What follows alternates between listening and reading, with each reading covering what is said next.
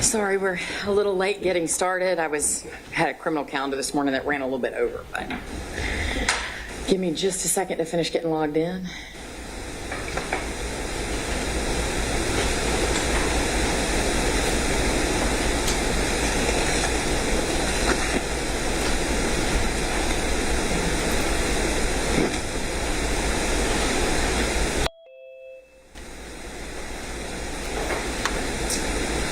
Okay.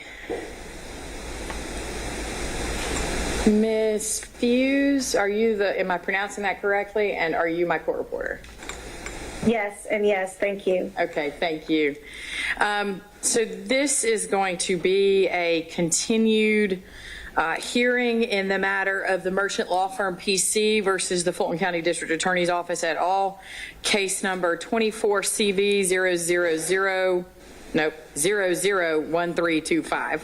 I'll note for the record that counsel for the plaintiff is here in the form of Mr. and Ms. Merchant, and that the county and the remaining defendants are being represented by the county attorney's office in the form of Mr. Bowman and Ms. Monroe.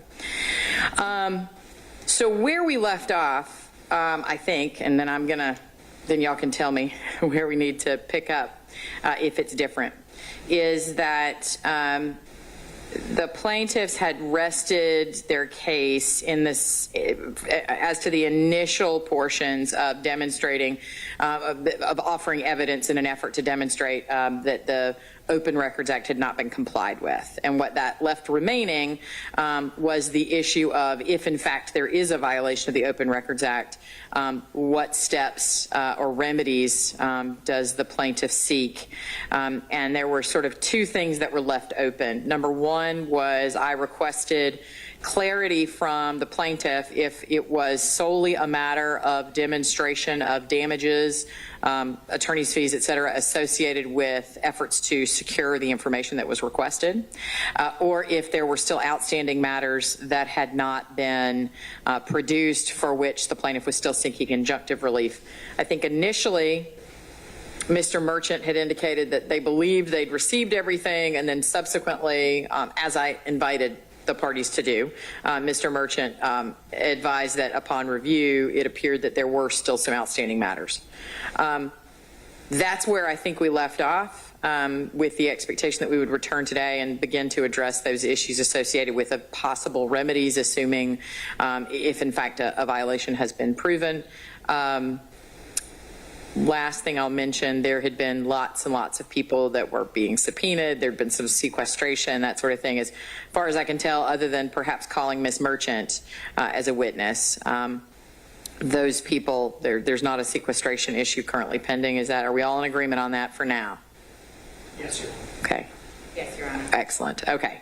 So with that, I'm going to throw it over to Mr. Merchant, Ms. Merchant, if you want to tell me where we are. And I did receive, I think, a lengthy email communication right after the the conclusion of the first hearing, or adjournment, I should say, and then a more recent letter dated October the 20th, outlining some of those issues. Yes, Your Honor. The initial email that I wrote to you following our last hearing dealt with your request to clarify the nature of the injunctive relief that was still outstanding. So that's the purpose of that.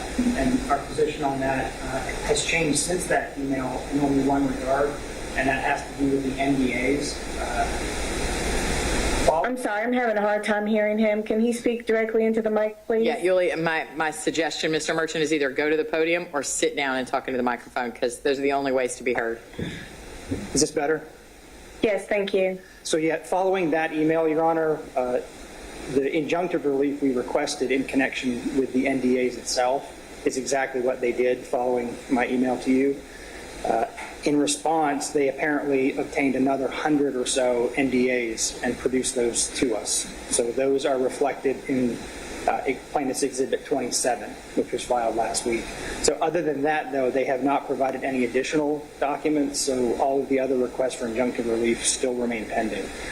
They have told us that there are no additional NDAs, so for all practical purposes, the court does not need to enter injunctive relief on that particular issue, because we are being told there is nothing else to give on that front. Okay.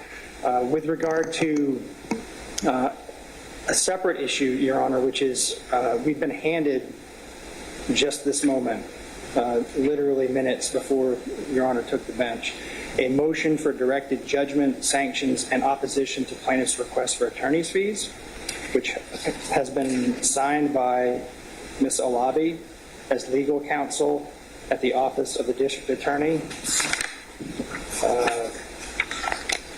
I assume that would be on behalf of the individual witnesses who were subpoenaed but ended up not being called to testify? That's what we're asking Your Honor to clarify. Okay. I've never seen it before. It's not part of the record, and I'll note that it would be surprising to me if it was just handed to you in the last 5 to 10 minutes, since I was running 30 minutes behind. But anyway, I haven't seen it, so I can't really address it. Yeah, Your Honor, I can't address it either because I have to read through this, but essentially it appears to be more in line of a political document outlining Ms. Willis's personal position with regard to certain issues and actually asking for sanctions against us for bringing this lawsuit in the first instance. But I have not had a chance to read it at length or in detail. I point the issue out because I think we probably need some clarity as to who represents who in exactly what capacity before we proceed. Is Ms. Alabi here? Oh, hi there. I didn't see you behind Mr. Bowman. Thank you. Again, this is not a document that I'm familiar with. It's certainly not a document that I'm going to address the merits of today because I don't have any record, of its having been filed. And looking at my docket, the most recent filing was on October the 18th. Now, it may be that it's been filed and just hasn't been accepted by the clerk. But in either event, substantively, we wouldn't be in a position to address it. But I think Mr. Merchant's point about because we had to do this a little bit at the first hearing, to clarify your role here, distinct from the role of Mr. Bowman and Ms. Monroe, who work for the county attorney and who are here representing the county entities. I understood your role to be at that hearing and now, and please clarify if I'm wrong, to be essentially inside counsel at the district attorney's office, concerned with the subpoenas and demands for information that had been made to the individual employees, which might also, of course, include Ms. Willis individually. Is that roughly accurate of your role here? And I just want to make sure that I'm correct in what the court just... Well, here's what I'm trying to distinguish. You're not here suddenly supplanting Ms. Monroe and Mr. Bowman and saying that you represent the named defendants in this party. Is that correct? I'm not supplanting anyone. Okay. I represent the individuals. Can she get on a microphone for me, please? Yep, come on up.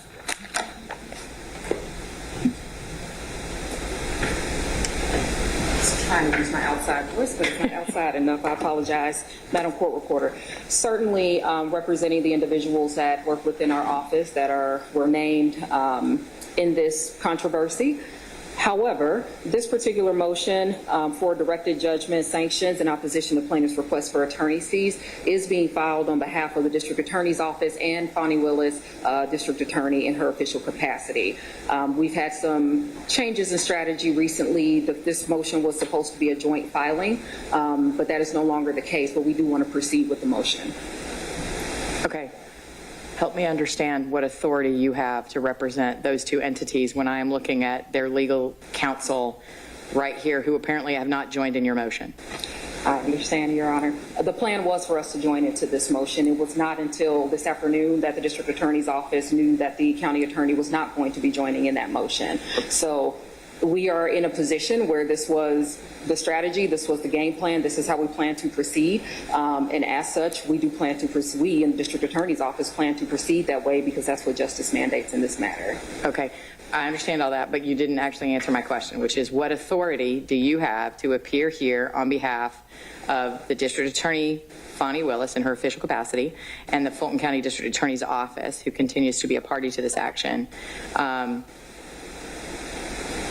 as opposed to the Ms. Monroe and Mr. Bowman? Understand. I have my marching orders from my elected official who has instructed me to proceed in this manner just because it was not even within the last 2 hours that we were notified that this filing would not be joint. And so because of that, we are going to proceed as we have strategized to proceed, as we have planned to proceed legally.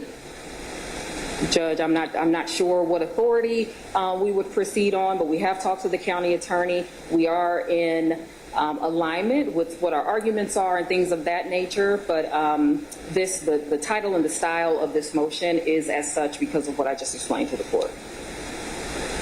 Okay. So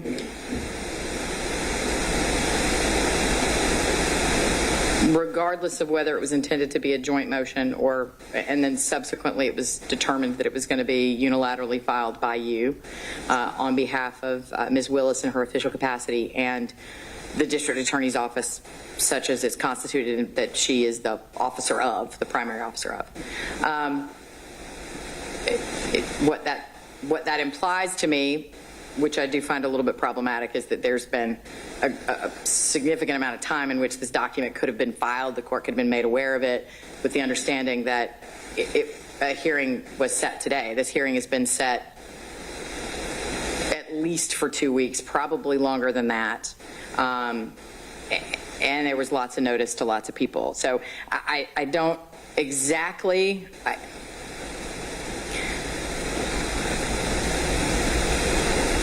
don't exactly know how to address even a document that I don't have. If somebody could maybe email it to me. Judge, I have a copy for the court. I will say it has been e-filed. It does not, based on what you've said, it does not appear that it's made its way to the record. When was it e-filed? It was e-filed today. Right. Yes, Your Honor. May I approach? Yes, please. Have you provided a copy to opposing counsel? Okay. Okay. So, now that I actually have the document in my hand, which I'll note for the record is sizable, I don't know how long the actual motion is, but it's attachments, et cetera. I mean, it's easily several hundred pages, maybe 150 pages is my best guess. Again, was filed. It has not yet been accepted, but it was filed today based on Ms. Lobby's representation. I still don't know that I have an answer to your ability to even appear on behalf. I've just never had this issue. Is the district attorney's office firing the county attorney and proceeding with you? And if they are, do you even have the authority to appear in this manner? I don't know I'm not questioning your authority. I'm telling you, I don't know the answer to that question. I understand you. And I will say that there's been no discussions that I've been aware of about firing the county attorney. It's only been discussions about filing this particular motion. Most recently, of course, we've talked about, other matters that have come up during the pendency of this litigation. And to the court's comment, the motion itself is 14 pages. The rest of the documents are exhibits. Thank you. Yeah. Okay.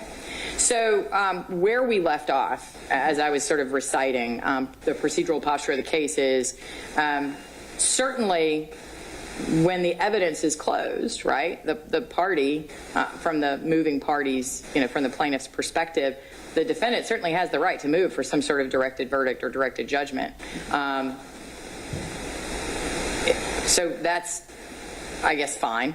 But to the extent that there is some effort to, I guess my point is, if y'all want to move for directed verdict on these claims at the appropriate procedural time, right, which would be when the evidence is closed on the plaintiff's side, then we can certainly take that up and address that. That would be procedurally appropriate. To the extent that the court were to rule in favor of the defendants in the case, right, to grant some sort of directed verdict, then of course, under all the civil procedural rules that I'm aware of, you would have as much as 45 days from then to assert some sort of basis for sanctions under 915.14 or anything else, right? So it feels like the motion is premature in the sense that if we close the evidence today, y'all can move for your directed verdict, and I'll hear from somebody on behalf of the district attorney's office and Madam DA on a motion for a directed judgment or directed verdict. And then if there's an issue of sanctions to address, then we would address it at that time. And at that point, your motion would be perfected, right? And then there would be an opportunity for the plaintiffs to respond. Is that acceptable in terms of how we're going to go on the procedural part? Judge, we're at the court's pleasure. We wanted to get the motion filed. We are back here today. This was our first opportunity to be before the court. So we wanted the court, counsel, everyone to have our position with regard to. But not really. Not with the filing, right? You've had plenty of time to file this document. I understand that it takes a while to get documents together, especially with lots of exhibits. Totally understand that. But you've had some time to file this document. Judge, I would disagree with that. There have been some things that have happened, and we have outlined them in the motion that have taken place during the pendency of this case. Which was just filed today, and yes. I haven't had a chance to consider any of the whatever behavior or actions that have been taken that you find problematic. So there have been some kind of recent developments that we wanted to outline for the court. We wanted to make sure that the court was aware of it. That supports our position to rule in defendant's favor and to enact sanctions and all of those things. And so if the court wants us to hold on argument, we're happy to do that. I just wanted, kind of as an aside clarification, the court said that the sequestration issue is now over. So does that mean that the witnesses that were subpoenaed on behalf of the district attorney's office are released from their subpoena? My understanding was that they were released from their subpoena at the conclusion of the last hearing, because the plaintiff's announcement on the record was that they were resting as to their evidence that they intended to offer to demonstrate that the Open Records Act wasn't complied with, and they were reserving only their opportunity to put evidence on as to their alleged damages. Did I accurately reflect what your position was at the time, Mr. Merchant? Absolutely. Okay. And so that's why I was just making sure that we didn't expect to hear from any of those witnesses, and to make sure that that issue was fully put to bed. Because as I said, my understanding was they were all released back on, and I should know the day of that, and I don't off the top of my head, the last hearing that we had. Understood, Your Honor.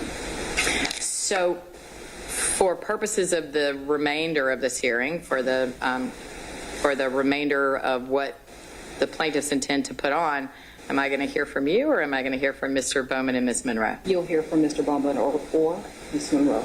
Okay, thank you. Thank you, Judge. Anything from the county attorney's office regarding the resumption of the evidentiary portion of this case in terms of the merchants calling witnesses as to their alleged damages? So I just wanted to clarify as to where we last left off. There was one last thing that the plaintiff had agreed to remove Fulton County, Georgia, as a defendant to this action. Yes, they were, and I had asked them to await my ruling because there was a motion to dismiss pending substantively that I had denied. And then subsequently, I had verbally denied it. The parties agreed to dismiss Fulton County after that, and I asked that y'all wait until I get my order on file, which now has been on file for some time. Which they have, and okay. then a proposed order was submitted to, a motion and proposed order was submitted to the court. Okay. I don't recall if the court has signed the order. If you did, then I just wanted the record to reflect that.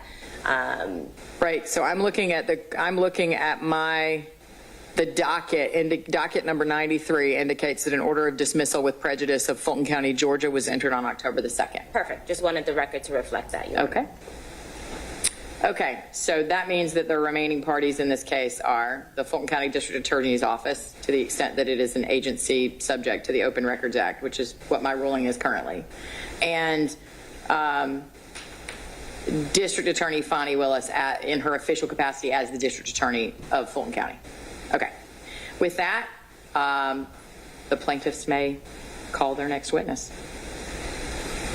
And Your Honor, just as a point of clarification, Yes. we did reserve our right. I'm sorry, Mr. Merchant, can you please get on the mic? Thank you.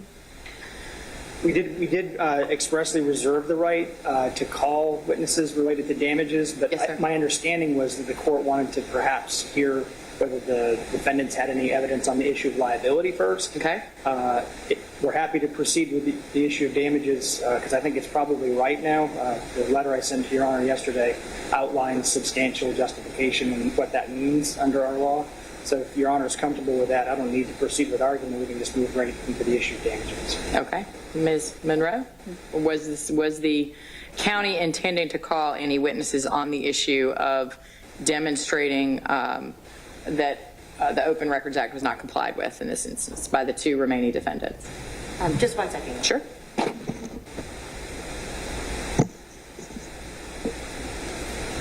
And Your Honor, I think I found the source of the problem. Can you hear me now? The mic's actually on, so that's helpful. Yes, I can. Thank you. Okay.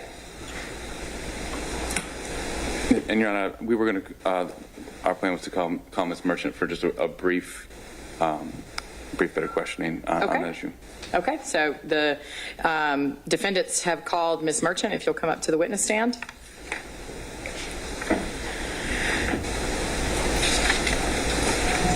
You will raise your right hand, please. Do you swear the testimony that you're about to give the court will be the truth, the whole truth, and nothing but the truth, so help you God? Yes, I do. Thank you. You may be seated. Please keep your chair away from that ledge. It's a rolly chair, so. Is it good work? Roll up to the microphone and make sure that you speak loudly and clearly into the microphone. And if you will state and spell your name for the court reporter. Ashley Merchant. My first name is ASHLEIGH. My last name is Merchant, MERCHANT. Go ahead. Thank you, Your Honor. Good afternoon, Ms. Merchant. How are you? Oh, I'm good. How are you? Good. And to clarify, you are plaintiff or one of the plaintiffs in this case, is that correct? Yes. Okay. And this case was filed on January 30th, 2024, correct? I'd have to defer to my husband on that. That sounds about right. January. Okay. I know it's late January. Okay. But if it's in the record as January 30th, you wouldn't argue with that? I have no reason to dispute that. Okay.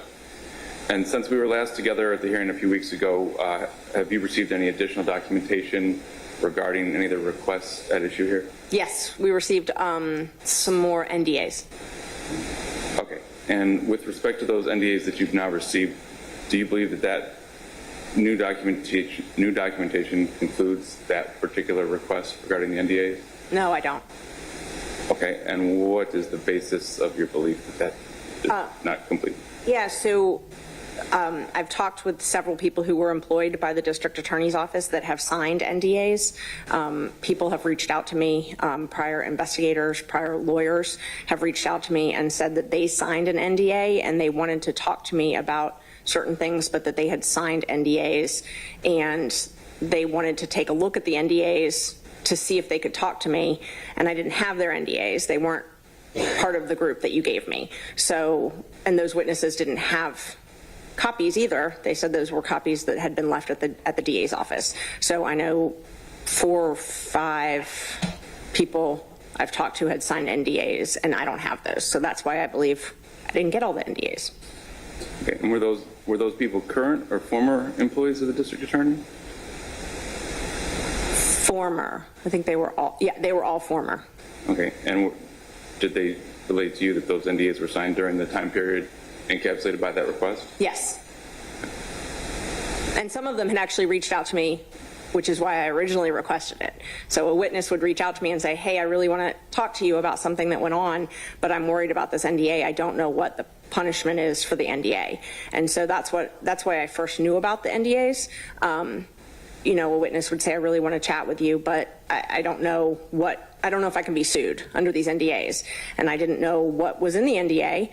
And I told him, obviously, I can't give you legal advice, but I should at least be able to see the NDA because I believe, based on the one that I had from Mr. Wade, that the only punishment was that they would be fired if they spoke with anybody. But you know, that's why I originally asked for the NDAs. I was surprised that a public agency had required something like that to be signed. Okay. So previously we've discussed just generally open records requests made by you or your office to the county.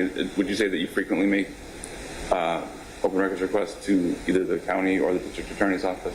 No, I actually would not say I frequently did. I was surprised Mr. Bonds testified that I had made 40-something. I've made, I believe it's 10 to the district attorney. I mean, total maybe, I don't know, less than 20 in total to Fulton County entirely. All of the different entities. I made, I believe, 10 to the DAs, right around 10. A couple of the ones that I made to other groups, like I made a request just, for example, to IT or purchasing, and then Dexter Bond went in and closed it out from the DA's office. So I actually didn't make an open records request to the DA's office, but somehow in your portal he went in and was able to close it out. And so the open records request in the portal would show closed, and it would have a letter from Dexter Bond attached to it saying closed, see this letter, which I hadn't even made the request to the DA. And so of those approximately 10 requests that you've made, what's the time frame over which you've made those requests, do you know? A year. So in the last year, okay. Now, when you make those requests in the past, have you ever had occasion to need to follow up because you felt like you didn't get what you were looking for? Yes.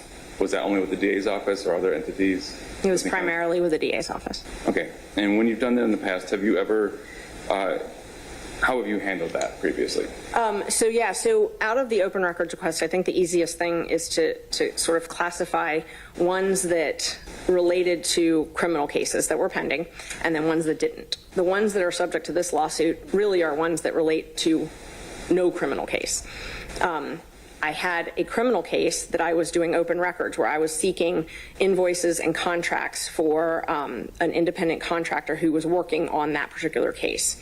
So I did a series of open records requests to try and find the contracts that were the contractual authority for that person to be hired, how that person was paid, whether or not they had an oath of office, things like that. So those were things I was investigating in regards to that criminal case. Most of those requests were some were partially filled, let's put it that way, but they were not completely filled. I did have a hearing in that criminal case, and I was able to use my subpoena power to get records in that case. That is why those records were not subject to this lawsuit, ultimately. They might have been initially subject to this lawsuit, but ultimately they were not something that was sought because I was able to get those through subpoena.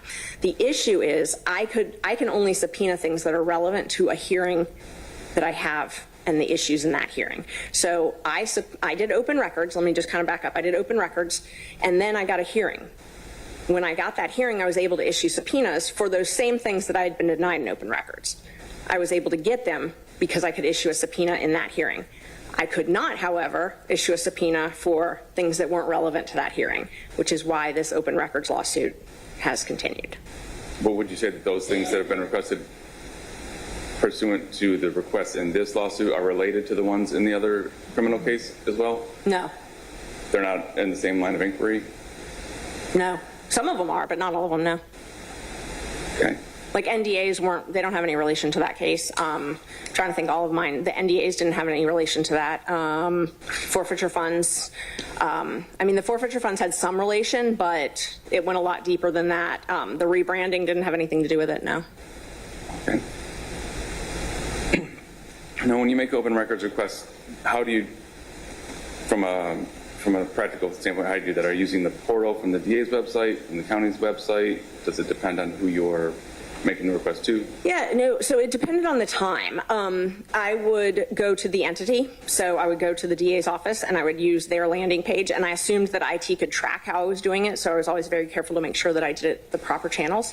So I would go to the IT department, I'd go to the DA's office, and there was a link on theirs that when you clicked on that for open records, it would take it to the county open records portal. That link was not always active. So there was a time period where I was able to go to the DA's office and file open records request. And then after we filed this lawsuit, for a period of time, that link disappeared. So I wasn't actually able to make any open records requests to the DA's office during that period of time. It is now back, but I have not since made any since it's back. But I would go to the landing page of the DA's office, click on the open records link for records. It would take me to the county portal, and then I have a login, and I would type in what my open records request was. Okay. Now, in the past, when you've had issues getting what you felt were a full set of responsive documents, have you ever had to go further than just following up with the department before? Yes. And what did you do in that situation? I filed a complaint with the Attorney General's office. Okay. Did you do that in this case? Yes. Well, I did it, so I'm actually not sure. When you say this case, there's so many different requests that, I had about 10 requests, and some of them were partially filled, some weren't. I filed a complaint with the Attorney General. I definitely did that. I don't know which request it would have been listed under, but I know that I did do that. Okay, do you know, so you don't know if, and let me go back to sort of reset a little bit. Which particular requests do you believe still have outstanding documents in this case? Is it all the ones that you filed on, or is it limited to a couple of those requests? If I could look at the actual requests, I can tell you exactly. Is that okay? I have them. I'm happy to look at them. Okay. Yeah, May I go? Yes.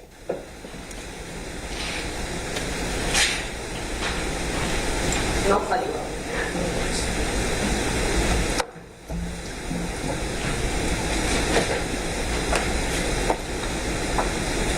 And would it be easier for you if I mentioned a couple that, based on what's been testified to, and the proceedings in this case that I think we're still dealing with? Yeah, that's fine. I'm looking at our letter, just so you know, the January 24th letter. It just sort of summarized the request. So I was just looking at that to sort of orient myself. But if you want to ask me about a specific request, I'm happy to answer about that. Okay, so if I'm not mistaken, I believe the ones that we still have at issue, and based on your testimony earlier, it's saying that the NDAs were not still complete. We're looking at there were 2 requests regarding critical mention, which are R00272, 010-924, and 675-011-824. Yes. Do you believe those are still outstanding? Or have any documents that are still outstanding? I believe that they were not completely complied with, but for the purposes of this litigation, we were not going to be proceeding with those anymore because we didn't have any way to prove that they haven't been complied with fully. Okay, so for purposes here, we're done with those in terms of production. Yeah, I understand what you're talking about. Yeah, so these documents, you asked me my belief. I do not believe that we have received all the critical mention documents. The county spent $20,000 on a contract for this. I do not believe that it received 2 PDF graphs in exchange for $20,000 and 24 months of a contract for critical mention media monitoring. I have no way of proving that, but I find that hard to believe personally, that that's what they got for that money.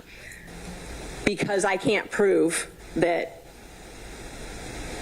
these reports exist, we are not proceeding with anything further in that regard, if that makes sense.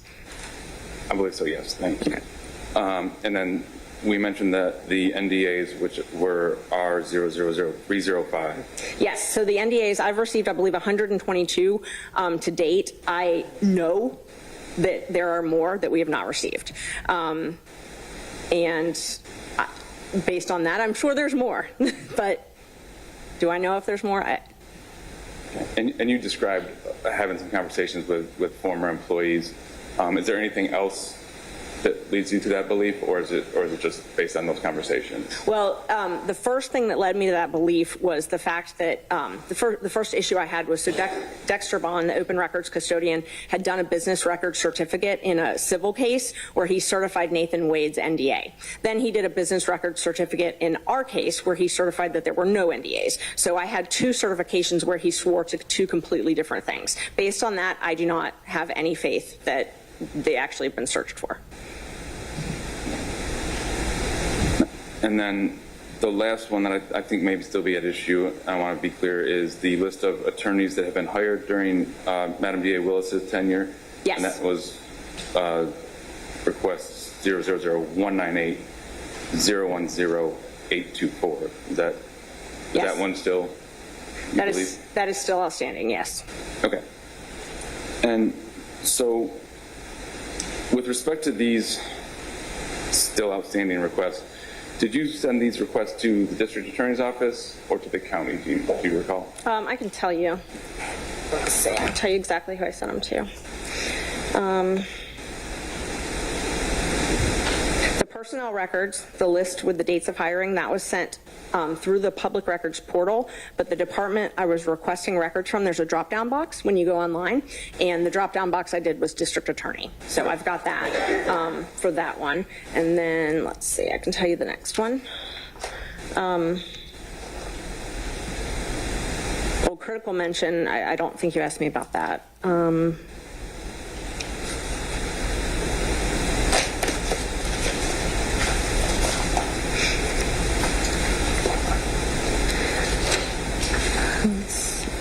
I also did, I did it to human resources. I did one to human resources. Let's see. Hold on.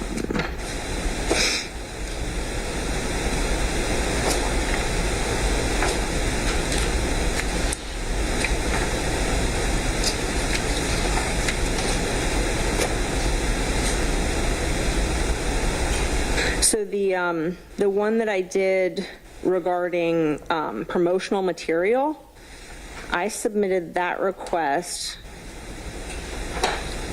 to purchasing. So that's one of the ones I'm glad you asked me about it. That's actually a good example. So I submitted that request to purchasing, but somehow it got hijacked by the DA's office, and the DA's office closed it out with a letter from Dexter Bond. So I actually submitted that request to purchasing, but the DA's office responded. And I'm guessing it's because I asked for records in there from the DA's office. But I did not submit that to the DA's office. I submitted that to purchasing. And do you know if any of these were ones that you submitted to the Attorney General's office for a complaint? I don't. That wasn't part of this litigation, so I didn't really pay that much attention to it. I can tell you that. I can find it.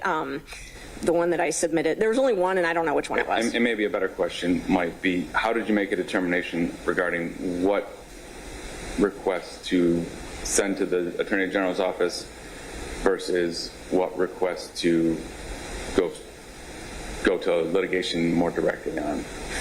It depended on the time frame, mostly. So, and also the AG didn't really work. I mean, I've done open records for many years. John and I have both done open records. We've gotten, I mean, it's something lawyers do. Every lawyer needs to know how to do open records. And normally if an agency was not responding appropriately, I could file a complaint with the Attorney General, and they would call and say, hey, follow the law, and it would be resolved pretty quickly. That was by far my preferred option because I certainly don't want to spend the time or money having to litigate. I tried that early on in this case, and it didn't help. So I didn't need to beat my head against the wall. Yeah, but there were still some that you did not go to the Attorney General's office about. You just went straight to litigation after having some discussions with the department themselves. I only filed a complaint once with the Attorney General, and I think it was a generalized, hey, Fulton County's not paying attention to open records requests. Please help. And they did not. Okay. Now, with respect to the requests you sent to the DA's office, did you ever speak to or have any correspondence with Madam DA Willis herself regarding this? No. Do you have any reason to believe or any evidence that Madam DA was involved in the actual response to the open records request that you submitted? Oh, she's copied on emails. I mean, there's emails that she's copied on, and then she received, she received the lawsuit. She received the letter about the open records. I mean, did I personally speak with her? No. Okay, and did you ever see her actively take any involvement in response to the open records? Did she say, hey, I'm trying to pull this, but she never, or did she ever correspond with you at all? No, she did not. Okay, all right. So, considering that Madam DA did not take in any part that you were aware of in terms of actively responding to the request, can you shed a little light on why she was named as a defendant in this action, either in her individual or official capacity? She's the elected DA. It's her office. Okay, and then with respect to her as the elected DA, do you believe her to be the person responsible in the department for complying with open record, to providing responses to Open Records Act requests? I think that every government agency has a duty to respond to open records requests. I think when you have an elected official, that they're the ones that are actually held accountable by the public. And so they are the one that sets the policy. Are you familiar with the custodian of records for the district attorney's office? I have since, in this litigation, learned that I guess it's Dexter Bond now. And is there a reason that during this litigation, when you learned that it was Mr. Bond who was the custodian of records, that the amended complaints continued to name Madam DA herself? Because she's the DA. He's not. I mean, he could be fired and not there tomorrow. She designates him as the open records custodian. That's her job. He's just an employee. Like, she's allowed to designate whoever she wants, but that can change at any given time. I mean, county employees can come and go. When you have an identified custodian of records, is there a reason why you would choose a different person than that to name as the respondent? No, but that would be something that John would do anyway. I mean, he's the one that does the civil litigation, not me. And if I could just interject here, right? The Fulton County District Attorney's Office was the original defendant, and the county took the position that that was not an entity capable of being sued. That's right. And then affirmatively stated that, I guess, if they're subject to the Open Records Act, it would be the district attorney in her official capacity.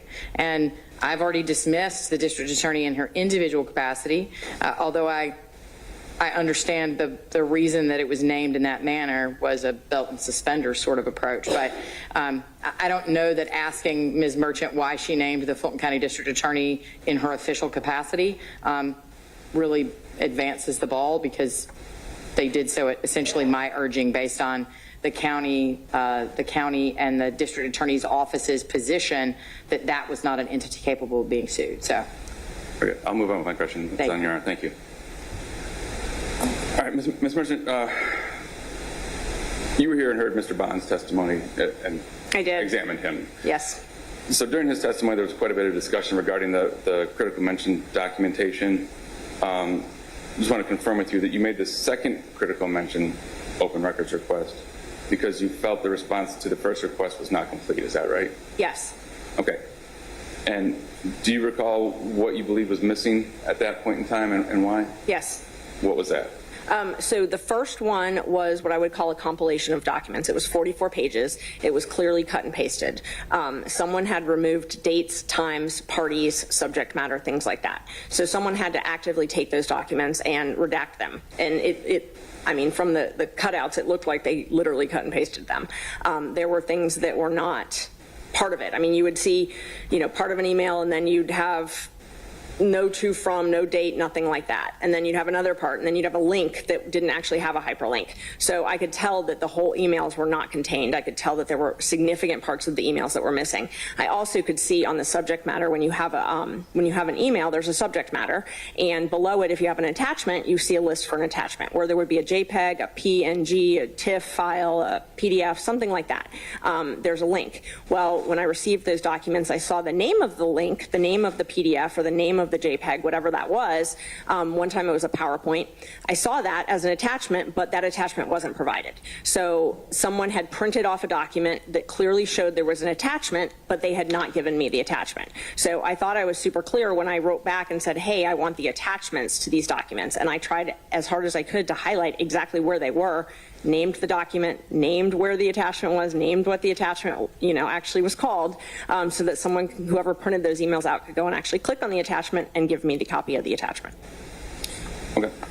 Now, being that you believe that there was some missing documentation, did you include all of the missing documentation you believe existed? Was that in your follow-up request? Yes. All of that was in your follow-up request? My follow-up request was very specific as to the documents that were missing. The PowerPoint, yes. Okay, in that second request, I'll just read a portion of that for you. Which request number is it, so I can follow along? Yes, R000272 010924. Okay.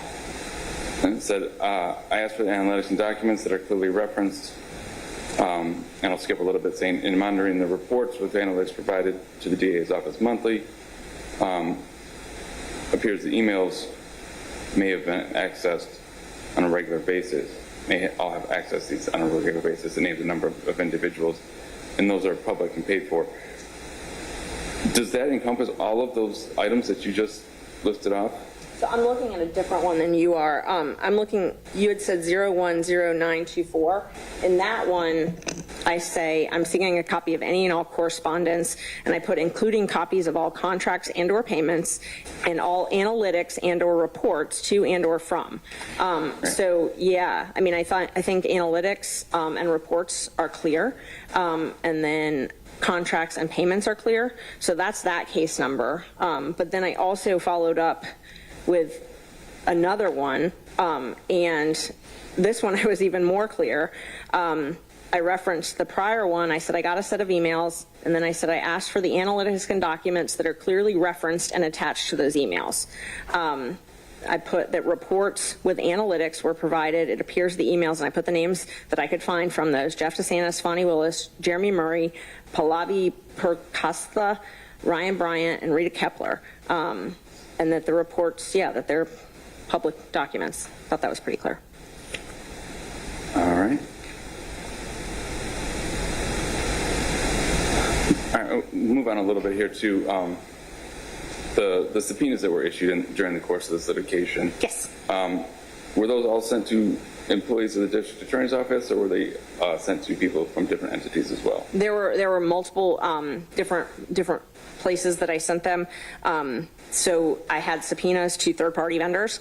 I subpoenaed Critical Mention, which, for example, had I not subpoenaed them, I would have never known about, because I still haven't to this day received copies of the payments for the second year of the contract. Critical Mention was a 2-year contract. The first 12 months was paid through purchasing.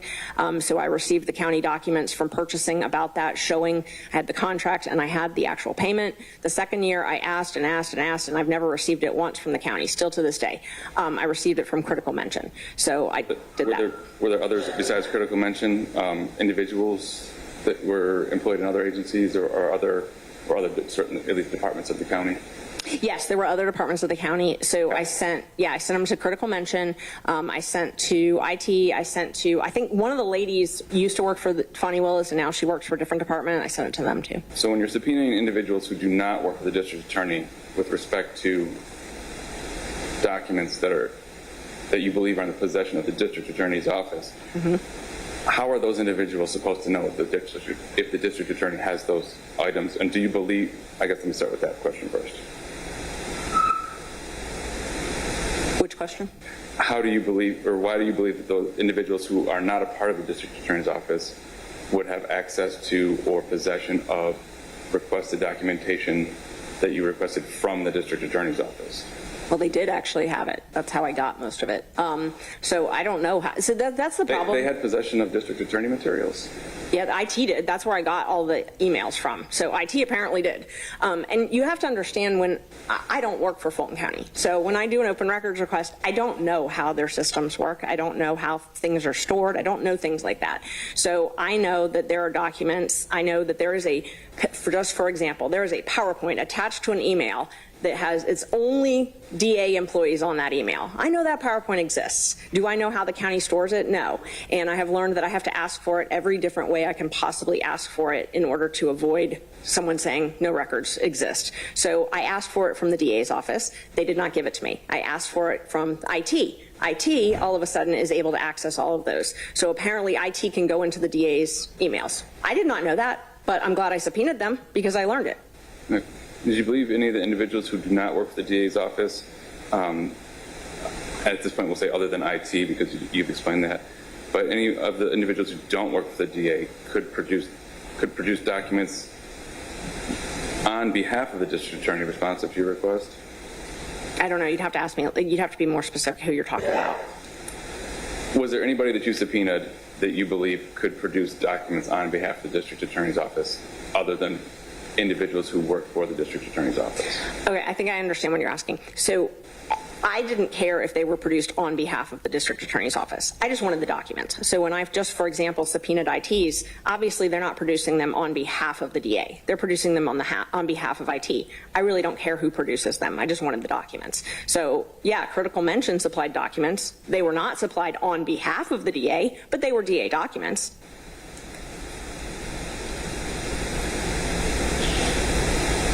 Do you believe that just because somebody who has dealt with the DA's office has documents, that those documents are also held or belong to the district attorney's office? I'm sorry, I don't understand what you're asking me. If Critical Mention is producing documents, how can you be sure that those documents are also in the possession of the district attorney's office? Because the law requires that the district attorney comply with the Records Retention Act. And so, for example, to answer your question, Critical Mention was paid with a check out of the district attorney's fund. It says, the check says DA Willis for Fulton County. The law requires the DA's office maintain copies of all of that. And so I would assume that when I asked for that document, since the law requires that they maintain that document, that they would provide it to me. Have you filed, in this case, are there any claims in this case regarding record retention, or is it just open records? So an Open Records Act litigation is not going to involve a violation of the Records Retention Act. But when I'm asking for a document in Open Records, one of the things that I want to know is, does the document exist? Does it have to exist? Because I've learned one of the answers that I get, particularly from the DA's office in Fulton County, is no responsive records. So I have to go look at the records retention because they say no responsive records. Well, they've taken a position that we don't maintain any records essentially, so we don't have to give you anything. But the law actually does say that they have to maintain certain records. So I go and look at that. I'm not going to ask for something that I don't know that they're required to keep. Is that a position that they've taken that's been taken in this case, that the district attorney isn't required to? I'll withdraw that question.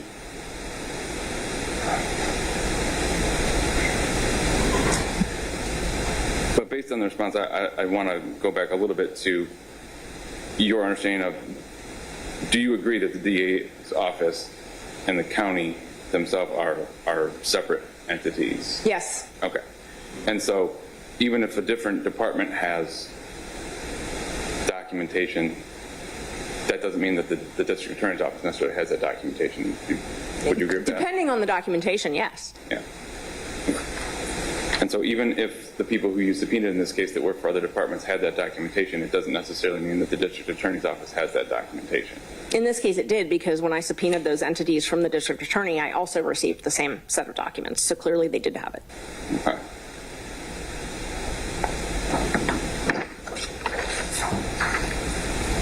Now, with respect to how the case came about, you had mentioned you didn't go to the DA's office, or excuse me, to the Attorney General's office this time like you did on a different issue. Could you explain again why that would have been the case? Why you didn't attempt to pursue the Attorney General's office route again? So we have different remedies when the Open Records Act is not being complied with. One of them is to file a complaint with the Attorney General.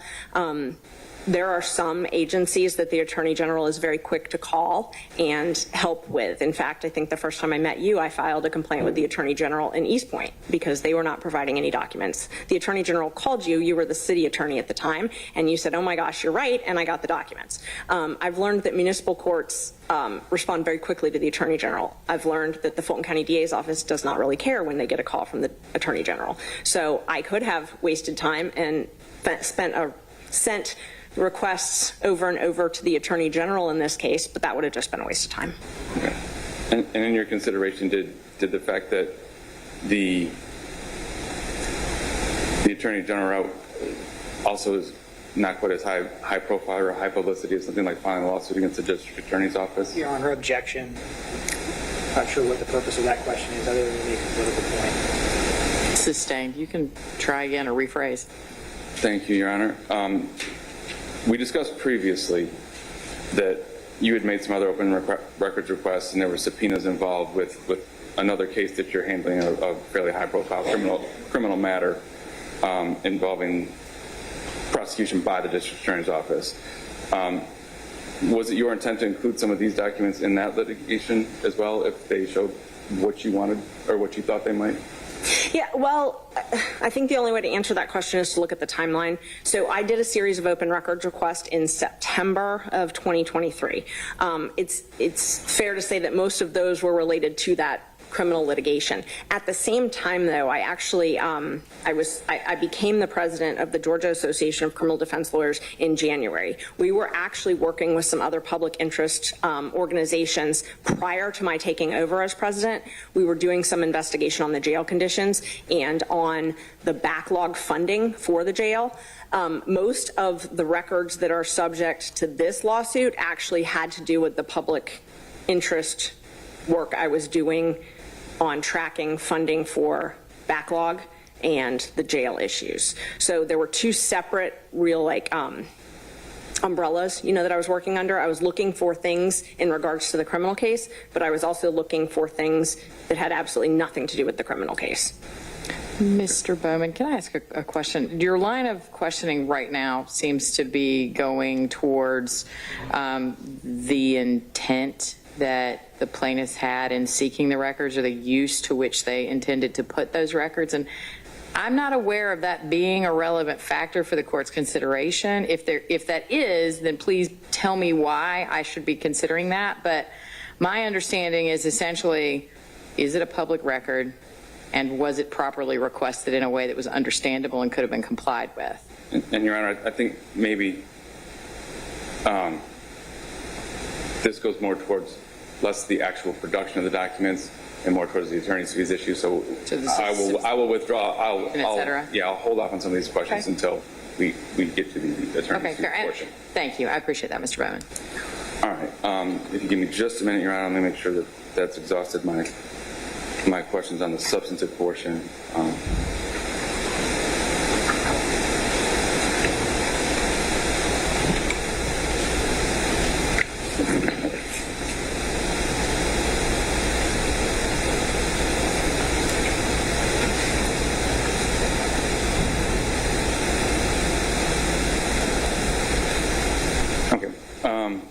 A couple points that I would like to go back to regarding the documentation that you did end up receiving from IT related to emails.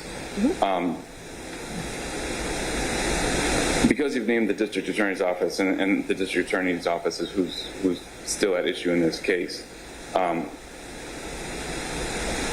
if they did not have those documents, you said you received them from IT, correct?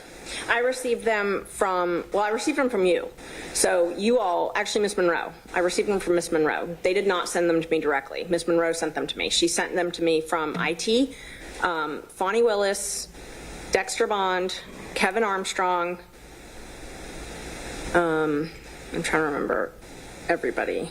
There were 4 or 5 different people. She sent them to me as the certified records in response to our subpoenas for all of those folks. And there was someone else, maybe Jeremy Murray. And was that certification of those records, do you know, did that come from the district attorney's office or from the IT department? It came from, so whoever, Ms. Monroe, it came from Ms. Monroe, but she sent it, like, if it was the IT packet, it came from IT. Like, whoever was in charge of IT certified that. They did the business record certificate. And being that if IT is the entity that provided those documents, would you agree that that's not relevant to what the DA had in their office if they are documents that the IT department has? Well, they're the same documents that you provided me from the DA's office also. So you provided them to me from Fani Willis, Dexter Bond, Kevin Armstrong, all of those people. So it was like 197 pages, and I got the exact same set of documents. I don't know where you all got them from. You could have gotten them from IT. You could have gotten them from the DA. I have no idea where you got them from. But the same set was certified from each different agency or each different person, but it was one set of documents. I have no idea where you guys got them from. Okay. All right. And Your Honor, could we have just a moment? Sure. All right. Thank you.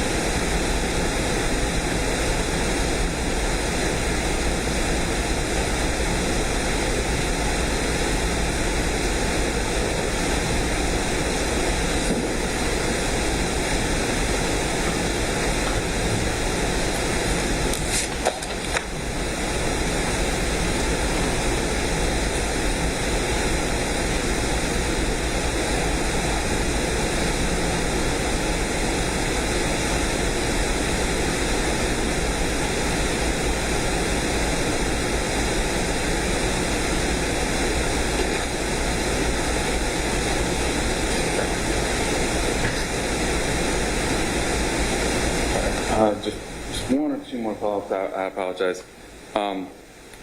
With respect to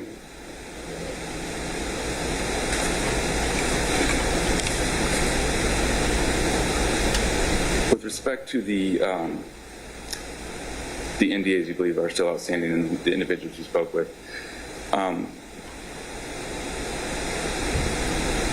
do you know, or could you provide the names of those individuals or the individuals that you believe have NDAs that are still outstanding? And if you can't recite it now, to be able to provide it to us. I'm like I told you before, I'm happy to provide it to you, but the witnesses that told me that don't want the district attorney to know who they are. So, I mean, if the court wants me to provide it, that's fine. I'm not hiding it at all, but those people have asked me not to. They don't want the district attorney to know that. So, I guess at this point, though, we would ask for them, because if they're at issue in the case, we would need to know who they are so that we can check if those documents actually exist. right. And those are the people that have told me that they signed NDAs, which you all did not provide me the NDAs. So they're the only ones I know. But I mean, you provided 122, and there's a lot of DAs that aren't in there. So I don't know if they were pick and choose. I mean, who signs NDAs, who doesn't? I have no idea. Right. Right, so just if we can have those. And then I think the rest of the questions I had, we'll save for the rest of for the attorney's fees portion. So the names of those individuals, to my way of thinking, would be relevant to two issues. Number one is whether or not their NDAs have been provided for purposes of any injunctive relief that the plaintiffs are seeking.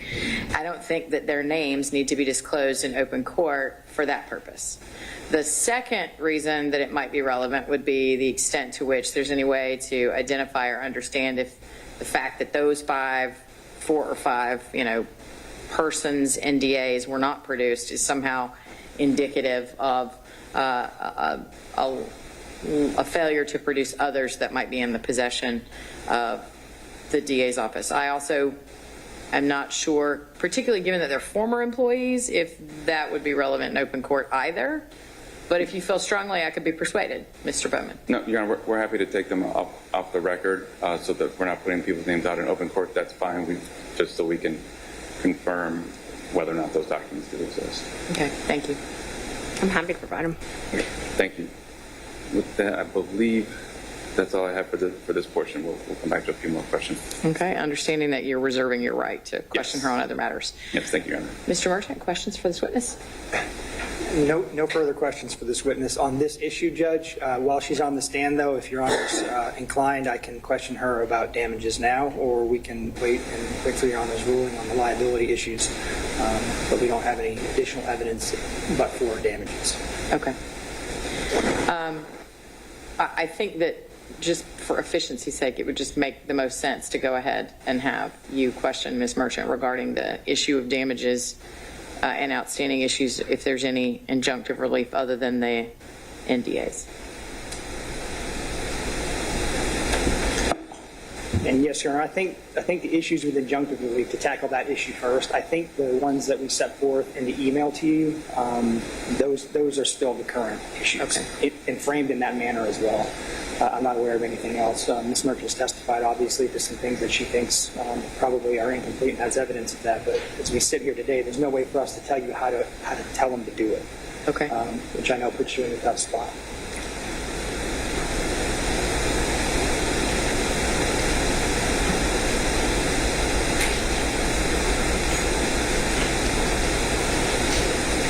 As an aside,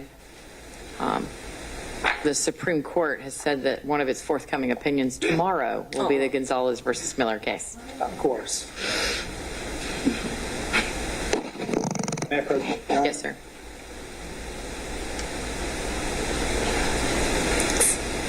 Mr. Merchant, I've handed you a copy of pre-marked plaintiff's exhibit number 24. Can you recognize it? Yes, this is my record of time, description of work performed. It's a Word document that I kept with an outline of my time that I had to spend on this litigation. Okay, is this a true and accurate copy of the time record that you prepared in the case? Yes.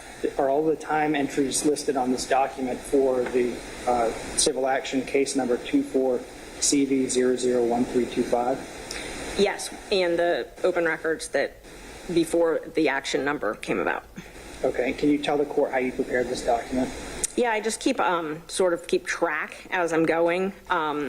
Keep an open Word document. I really was trained. I used to do work for the 11th Circuit Court of Appeals as an appointed lawyer, and this is how they like them to be done. They like their times kept like this. I used to have a judge who appointed me fun cases, and so I had to learn how to keep my time for that. And so we keep them in increments, time increments, 0.10, a tenth of an hour increments, and so it's just tracking what I did on the case. Okay, what is, before I ask you that, Your Honor, at this time, plaintiff would move into evidence plaintiff's exhibit number 24. Mr. Bowman? No objection, Your Honor. Exhibit 24 is admitted. Ms. Merchant, can you tell the court the total number of fees and hours that you had in this case prior to today?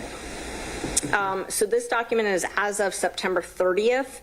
I had 78 hours, 78.7 hours, and then attorney's fees. So attorney's fees, to be fair to the county, definitely significantly reduced my normal average rate and looked more towards what the Attorney General pays for this type of litigation.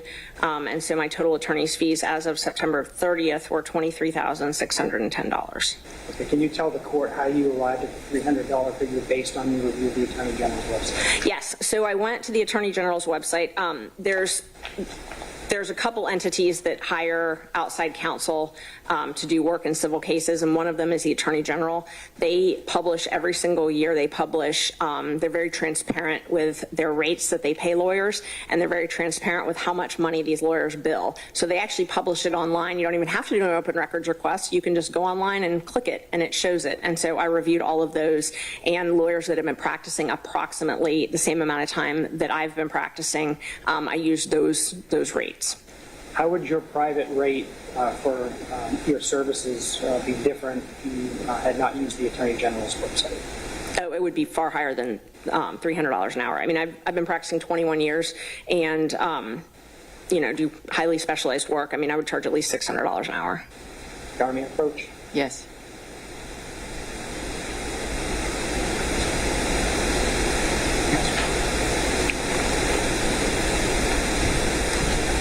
Sergeant, I'm showing you what I previously marked as plaintiff's exhibit 29. You recognize it? Yes. Mr. Merchant, I can't hear you. He showed me what is marked as Plaintiff's Exhibit 29. It is an affidavit that I prepared that has a very brief outline of my my past work and. Sorry. Is it a true and accurate copy of the affidavit you yourself prepared? Yes, it is. Okay, Your Honor, at this time, plaintiff will move into evidence. Plaintiff's exhibit number 29? Yes. Any objection? No, Your Honor. Exhibit 29 is admitted. And did you say it's like a CV or a? Affidavit. Okay, an affidavit, thank you. So, Ms. Merchant, can you explain to the court a little bit more about your experience as a lawyer? Sure. So I went to the University of Florida, Levin College of Law. I graduated in 2003. I came to Atlanta and I worked at the Southern Center for Human Rights. I actually did some civil litigation with them, and I did death penalty defense work in Georgia and Alabama. Prior to coming to Atlanta, I worked for a criminal defense lawyer in Florida. And then when I moved to Atlanta, I worked at the Southern Center. When I was admitted to the bar here, I was sworn in June of 2004 in this courthouse. Judge Baxter swore me in, and I worked at the Metro Conflict Defender at the time. That was prior to the Indigent Defense Act, so the Metro Conflict Defender actually had the contract for state court work. So I was a public defender downstairs in state court here, and then I left that job to take a job at the Office of the Public Defender, which had the felony contract. So I moved to do felonies, and I was in the complex trial division at the public defender here when it was Vernon Pitts, and then I moved to the appellate division. And then I left that, I had my first daughter, and left the public defender to open my own law firm. I first opened it, I had two. I had one in Buckhead, and I was in office with some other lawyers, and then I had an office in Cobb County. And I have been, since 2008, I've been in private practice. 95%, I would say, is criminal defense litigation. 5% is civil. It's usually things like this where I have to get involved somehow, or my expertise as a criminal litigator somehow comes in handy. So can you tell the court a little bit about whether you've been recognized in your field of practice? Yes, I have. I've received a number of honors. I am the current, like I mentioned earlier, I'm the current president of the Georgia Association of Criminal Defense Lawyers, which is kind of a long track. So I've been on the executive board for 5 years. I've been a super lawyer for over a decade. I'm old enough to be super lawyer, not rising star. But before I was 40, I was rising star. I have received on the Rise Award from the Daily Report, received a year ago an honor from the Southern Center for Human Rights with you about our work in a civil action case that we had, a very large plaintiff's case, doing public interest type work, but have definitely received the Cobb Bar Award for Champion of Justice, received Gachtel's Award for Champion of Justice, so I've been very blessed. And the work you performed in this case, can you explain to the court how you and I divided up the labor in the case? Oh, yeah, it's easy. I do the facts. So John does all the civil stuff, and I do mostly the facts. So anytime there were like a factual basis that needed to be written, that would be my job, determining all the facts and keeping records of all the facts and keeping all the documents clear. The actual, the legal drafting we would do together to a certain extent, but you would do the primary legal drafting, and then I would just assist in it. Your Honor, may I approach? Yes. Merchant, I'm handing you what I previously marked as plaintiff's exhibit number 23. Do you recognize it? Yes. Mr. Merchant, I can't hear you when you're walking back to this podium. I asked her, I'm handing you what I previously marked as plaintiff's exhibit number 23. Do you recognize it? And she said yes. Yes. What is it? This is our expenses. The first couple pages are input into a program we use called Clio, and then it's all receipts from all of our expenses in this case. Is it a true and accurate copy of our expense report for this case? Yes. Your Honor, at this time, plaintiff would move into evidence plaintiff's exhibit number 23. Mr. Bowman? No objection, Your Honor. Exhibit 23 is admitted. Can you tell the court what our total expenses in this case are prior to today? $1,339.23. And to be clear, are you the one that put the entries in the document? No, my paralegal did. Have we had discussions with Ms. Bergdorf about that? Yes, we have. And you're clear from that document that these all relate to this particular case? Yes, I am.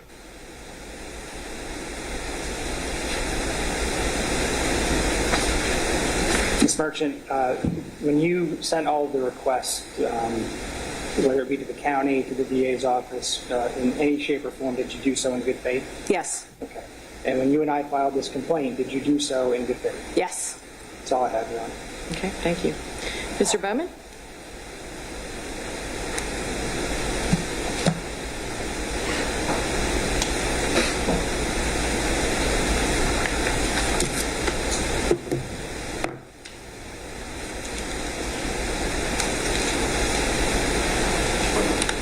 Thank you very much, Your Honor. All right, Ms. Merchant. So when in this case, who is your attorney in this case?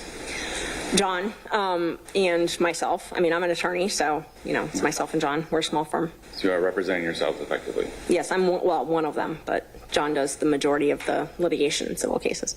Okay. And then a little bit of an odd question to ask given circumstances, but do you have an engagement agreement with the firm regarding this case? I don't think so, but John would know. Your Honor, we'll stipulate that we did not hire. I was going to say, I don't think so. Okay. With that said, was there anything other than what you already discussed about how you determined the rate that would be applied for your services in this case? Like, why a certain rate? Yeah, how did you settle on the $300 figure?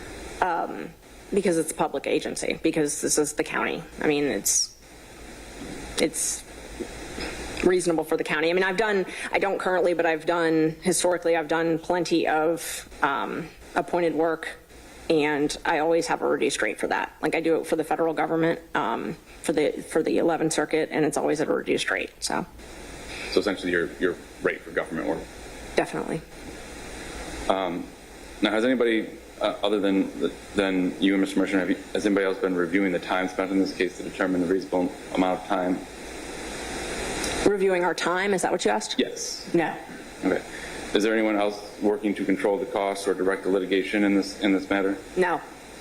Okay. Did the potential back up. We've seen a number of orders entered in the case regarding cameras in the courtroom and media related to this case. Have you coordinated with any media entity at all regarding this case or the hearings in this case? I haven't coordinated. I will say that if someone calls me, my policy is always if someone calls me and asks me for a document that's a public record that's already on file with the clerk, if some news agency calls and asks me for something, if it's already a public record, I have no problem sharing that. Have you reached out directly to any media organization or reporter or other individual to proactively reach out to them to discuss this case? That I I've reached, like I've initiated the contact? Yes, ma'am. I wouldn't say I've initiated any. I mean, there are reporters that I talk to that I'm friends with that have asked me about the status, but I don't think the one I'm thinking of, I don't actually think has ever reported on this case. Is there any other, without revealing the substance of any such conversation, have you discussed this case with any other attorney, other counsel on the criminal matter that's related to some of the issues here? There's more than one criminal matter, I think, that could be related. I have told some of the other lawyers about the status of this case, if that's what you're asking. Okay, have you discussed any strategy with any other counsel? No, not strategy. Okay. Anything about the factual underpinnings of the case with the other counsel?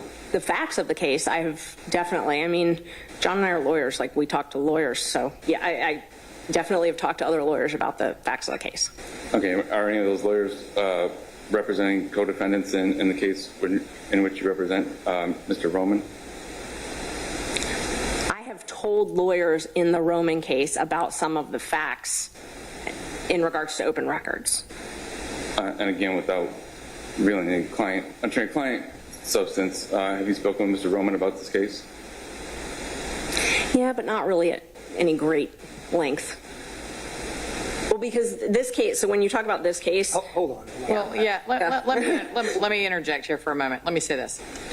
I understand certainly that part of the DA's position, the defendants, the district attorney's office and Madam DA in her official capacity, is that perhaps these requests were not substantially justified because they were intended for use in the prosecution of Michael Roman, right? I absolutely understand that.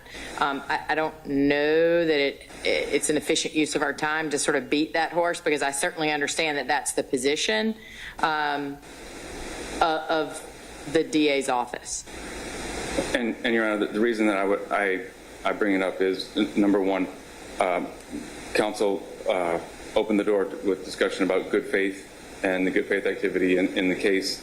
I think it goes a little bit to good faith when we're talking about the level of publicity that somewhat this case, but certainly the other case, have generated, and the interest in the goings-on at the DA's office in particular, and as well as the sort of some of the expansion and all the subpoenas, specifically including the subpoena to Madam DA herself in this case. I do think it goes to the reasonableness of that, and then therefore the reasonableness of the attorney's fees. Okay, fair enough. Mr. Merchant, your response? Yeah, I didn't know. Mr. Merchant, if you could sit down and be on the mic. I'm a slow learner. My wife can tell you that. Well, I did open the door to attorney-client waiver, and he specifically asked her, what did you talk to Mr. Roman about? She is his counsel in a separate case, so he cannot inquire as to communication she had with her own client, even if it's marginally relevant, which I don't think that it is. Well, there are a number of privileges that would attach in terms of attorney-client work product, et cetera. But I mean, I think the point's been made. And to the extent you wish to inquire further, I'm not saying you can't. I'm just letting you know, I get your point about that aspect. And I just note, Your Honor, I didn't ask about specific conversations, just whether she had spoken with Mr. Roman. Fair enough. Go ahead. With that said, I'll continue on. Has there been anybody else outside of you and the members of your firm, Mr. Merchant, who have provided any input or funding at all into this case? No, haven't gotten a dime. Okay. Do you have any agreements or discussions with any outside parties regarding anything that regarding the proceedings in this case? No. Okay. Has any of the work in this case been billed to clients in Mr. Roman's case? No. Okay. Has any of the documentation that you've received in this case been utilized in that case? No. In this litigation, no. In the subject of this litigation. Right, I want to make sure you weren't saying in response to any open records. No. Because No. early on, so when we filed it, just to qualify, just to make sure that it's perfectly clear, when we filed this litigation in January, there were a number of outstanding open records requests that were also part of this litigation originally. Those, I was able to subpoena those documents when I had a hearing in the Roman case, and some of those specifically were things like invoices, things like that. So I asked for those under open records. I didn't get all those. So they were initially part of this litigation. But then when I got a hearing date in the Roman matter, I was able to subpoena those, and so I was actually able to get those so they didn't have to stay part of this open records. Thank you.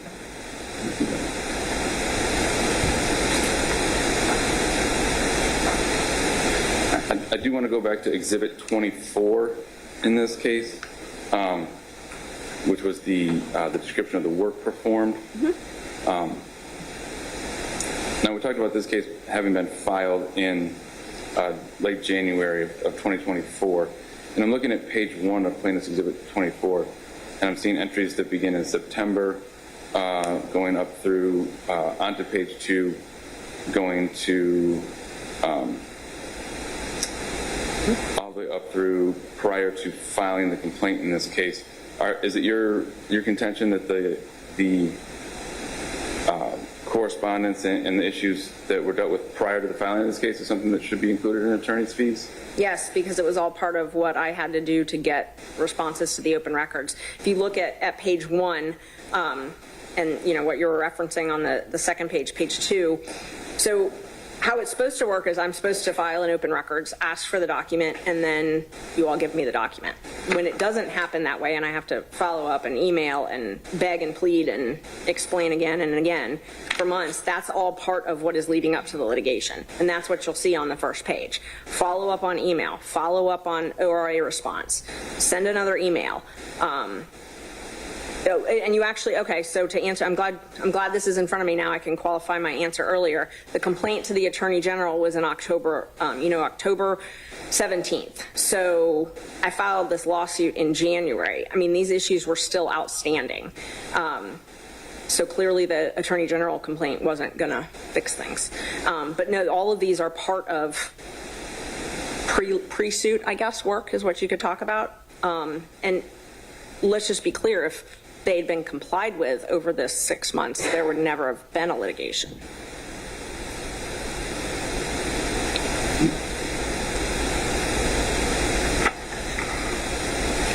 But like November 29th, send an email following up with the county regarding I ORA. haven't asked you a question at this point, so I appreciate that. But, if you could give me just 1 second, Your Honor, just to make sure that I've hit everything. Double check.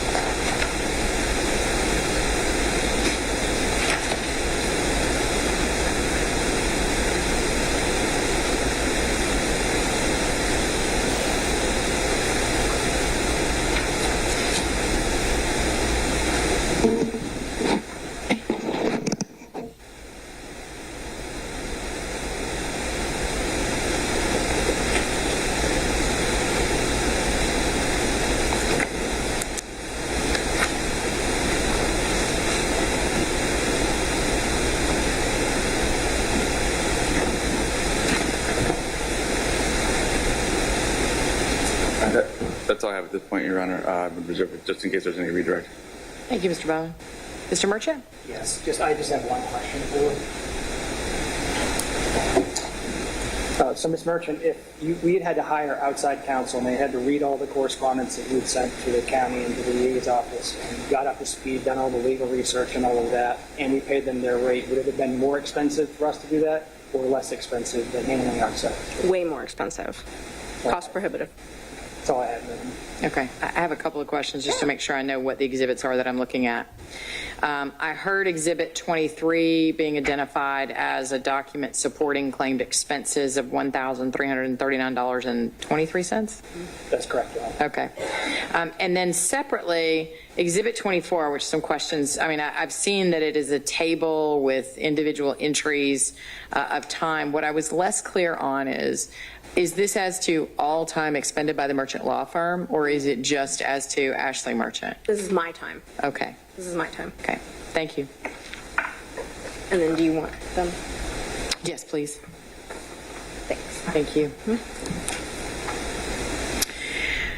Anything, was that the only question you had? Anything else, Mr. Bowman? No, Your Honor. Okay. Ms. Merchant? No. Okay. Yeah, that was all I had. Okay. You may be excused. Thanks.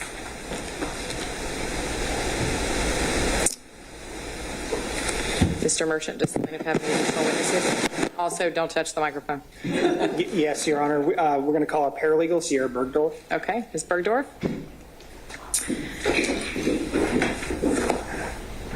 Face me. Do you swear that the testimony you're about to give this court will be the truth, the whole truth, and nothing but the truth, so help you God? I do. Thank you. You may be seated. And same caution, be careful of that chair next to the ledge, and scoot up to the microphone and state and spell your name for the record, please. Sierra Bergdorf, Sierra, last name Bergdorf, Burgdorf. Ms. Bergdorf, is this the first time you've ever testified? Yes. Your Honor, may I approach? Yes, you may, but just don't talk while you're doing it. Thank you. So I've handed you two documents. Let me focus you on what's pre-marked as Plaintiff's Exhibit 26. Do you recognize that? Yes. What is it? This is my timesheet. Okay. Is that a true and correct copy of the time entries you made on this particular matter? Yes. Okay. And are all the entries in there, do they appear to be the way you drafted them? Yes. Okay. Your Honor, at this time, plaintiff would move into evidence Plaintiff's Exhibit 26. No objection, Your Honor. Exhibit 26 is admitted. Okay. Can you tell the court how much time you expended on this matter? My total time is 65.4 hours. Did you have any role whatsoever in determining what your hourly rate was? No. Whose decision was that? Yours. All right, let me turn your attention to Plaintiff's Exhibit 28. Okay. Do you recognize that? Yes. What's that? This is the affidavit. Whose affidavit? Mine. Okay. Is that a true and correct copy of the affidavit you signed? Yes. Okay. And you actually drafted most of that, right? Yes, I did. What role did I have in helping you draft that? You just reviewed it. Does it lay out your experience? Yes, it does. And let me ask you to tell the court a little bit about what your position is and what your role is in our firm. I am John and Ashley's paralegal. I wear a lot of different hats as their one employee, but I mean, in this particular matter, I assisted with drafting and preparing and compiling exhibits, reviewing documents, outlining timelines based on documents that were and were not produced. 1 second. I want to hear, I need to interrupt them.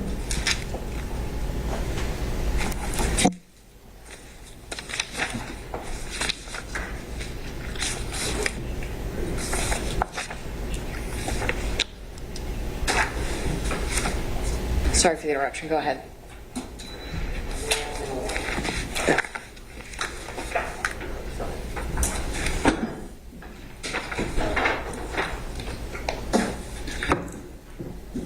So the entries that you made on plaintiff's 26, are any of those administrative in nature, or are those all what we'd consider more substantive paralegal work? Substantive paralegal work. Because you mentioned you do a lot of things for us. Yeah. Answering phones and filing and all that sort of stuff. But does this document contain any of that? No, this is all stuff that can be billed for. Okay. And how did you put this document together? I had an open Word document, and I would just track time as I went along with whatever tasks were directed to me. Okay. And who told you to keep your time? Mr. Merchant, you did? Okay. Your Honor, that's all I have for Ms. Bergdorf. Thank you. Any questions, Mr. Wait a minute. I apologize. You offered Exhibit 28 and you had the witness identify it, but I don't know that I ever admitted it. That's absolutely correct, Your Honor. Your Honor, at this time, we'd move into evidence plaintiff's exhibit 28. Mr. Bowman? Other than I believe it's 26, Your Honor. Well, 26 was her timesheet, which I thought I did admit, but 28 was an affidavit about her experience. Oh, I apologize. I just don't have that one in front of me. That's why I was confused. But we've received it, so Okay. no objection. Okay, so Exhibit 28 is admitted, and just to be clear to Mr. Bowman's point, if I didn't say it before, Exhibit 26 is also admitted. Thank you. Mr. Bowman, any questions for this witness? Just one, I believe, Your Honor. And Ms. Bardorf, good afternoon. You mentioned that Mr. Merchant reviewed the document. Did he make any substantive changes to that document? No. That's all I have. Thank you. Thank you. You may step down. Mr. Merchant? Plaintiff's next witness? That's me, Your Honor. Okay. Are you going to stay in your place, or is Ms. Merchant going to cross the stand? I certainly hope not to be. Doesn't seem like a fun thing to happen. No, I do not want to be cross-examined by Ms. Merchant today, Okay. if I can avoid that. Any objection to Mr. Merchant stating in his place regarding his fees and qualifications? No, Your Honor. As a fellow husband, I would not do that to him. Go ahead, Mr. Merchant. Yes, Your Honor, I'll state in my place that plaintiff's exhibit number 25 is my statement of time. It is a document similar to that for Ms. Merchant and Ms. Bergdorf. I will state that it's true and correct, that it accurately reflects the amount of work that I performed on the case, the nature of the work I performed, and it's itemized on the day that I worked in .10 increments, as I was trained to do as a firm lawyer. The total amount of time that I have, let me just first move it into evidence. This time, plaintiff would move into evidence, plaintiff's 25. Mr. Bowman? No objection, Your Honor. Exhibit 25 is admitted. And my total number of hours on this case prior to today, I should say prior to today, that does not include the work that I did over the weekend, for Your Honor, is 89.1 hours at a rate of $300 per hour, which was determined in exactly the same fashion that Ms. Merchant's rate was determined. We graduated law school in the same year and became lawyers at around the same time. So I've been practicing for 21 years. The hourly rate of $300 per hour is significantly lower than what I would charge based on my experience. It's also certainly lower than the rate that would be charged by outside counsel had we had to retain outside counsel. The total attorney's fees that I have to date in the matter is $26,730. I'm sorry, say that again? $26,730. Okay. And for Your Honor's benefit, I've broken down for some of the, and as Your Honor has probably figured out, I did a lot of the drafting, primary drafting. I'm the one who put together the complaint, the amended complaint, the second amended complaint, motions to add defendants. I responded to most of the legal pleadings that were filed by the defendants. So these fees reflect that. And I will say, in terms of the fees themselves, many of them were incurred because of the litigiousness and the litigation history in this particular case. So I have broken down in my affidavit, which I'll get to in a minute, certain amounts of time that were spent specifically for the dismissed defendants based on my time entries. And that was Exhibit 25? It's already admitted. Is your affidavit going to be? Yes. Exhibit 30. Thank you.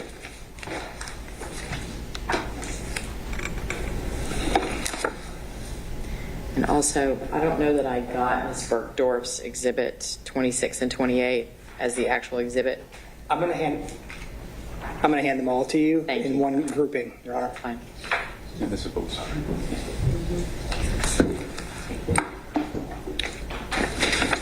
So, Your Honor, I'm looking at Plaintiff's Exhibit 30. This is my affidavit that is dated, I didn't date it. Oh, here it is, October 18th. It's a true and correct copy of the affidavit I drafted. It sets forth my employment history and my work on this case. Specifically with regard to my timesheet, I've broken down certain entries by certain defendants. It outlines our costs in the case. And at this time, I'd move it into evidence. Plaintiff's 30. Mr. Bowman? No objection, Your Honor. Exhibit 30 is admitted. So as I was pointing out earlier, Your Honor, in paragraph 8 of my affidavit, I've laid out for the court, should the court not wish to grant us fees for any particular dismissed defendant, I've laid out exactly where I spent time that was solely devoted to the 2 defendants who've been dismissed.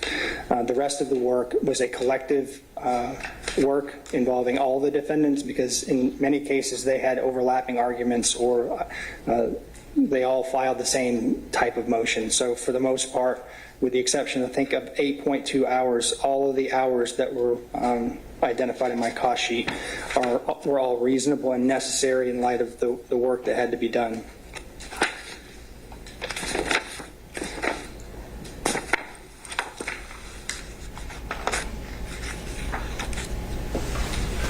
Unless the defendants have questions for me, which they may, and I can take the stand for those if they want, that concludes our evidence, Your Honor. Mr. Bowman, do you have questions for Mr. Merchant? Just a very few. Just Mr. Merchant, come on up. You'll raise your right hand, please. Do you swear the testimony you're about to give the court will be the truth, the whole truth, and nothing but the truth, so help you God? I do. Thank you, sir. Please be seated. Careful about that ledge. And if you would, please lean into the microphone and state and spell your name for the record. John Merchant, JOHNMERCHANT. Thank you. And Mr. Merchant, thank you for being here and for answering some questions here real quick. Very similar, with respect to this case, have you had any discussions with any outside counsel or other counsel on the criminal matters that we've discussed previously? Have you spoken to anybody regarding this case in that matter? Let me see if I understand. I'll rephrase it a little bit. Have you spoken to any either defendants or counsel in the case involving Mr. Roman regarding the issues in this case? No. Okay. Have you had any conversations with any media entities or reporters regarding this case at all? No, I leave that to the other merchant.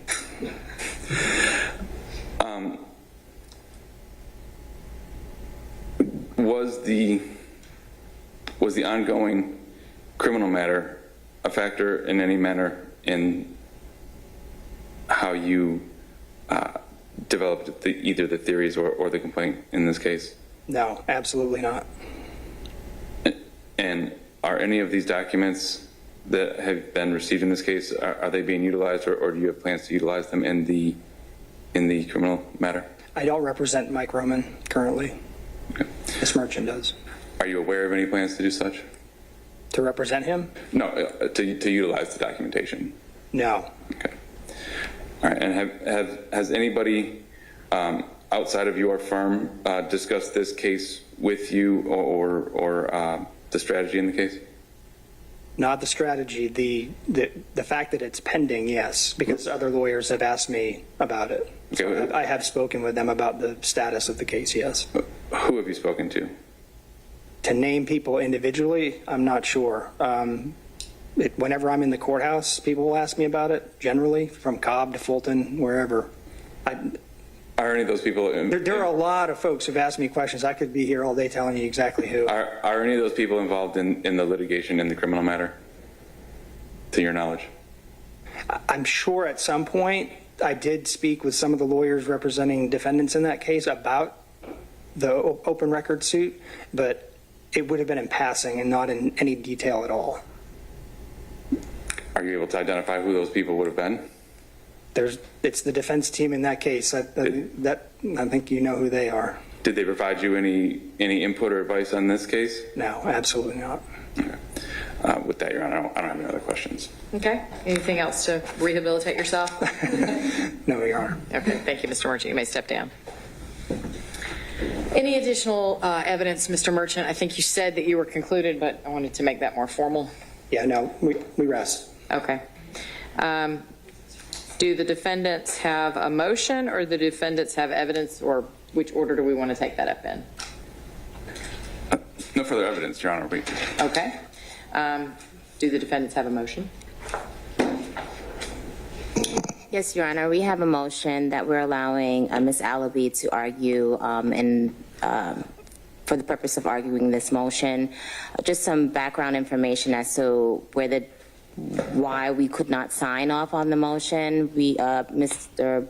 Bowman and I were away on vacation, and there were meetings and recent discoveries that we were not a part of and we could not speak to nor sign off on. We did not have personal knowledge of this. And given Ms. Allaby's connection to this case and the information provided to her, she would be the best person to draft this motion and speak to this motion, and we're giving her limited permission to do so for the purposes of arguing that motion.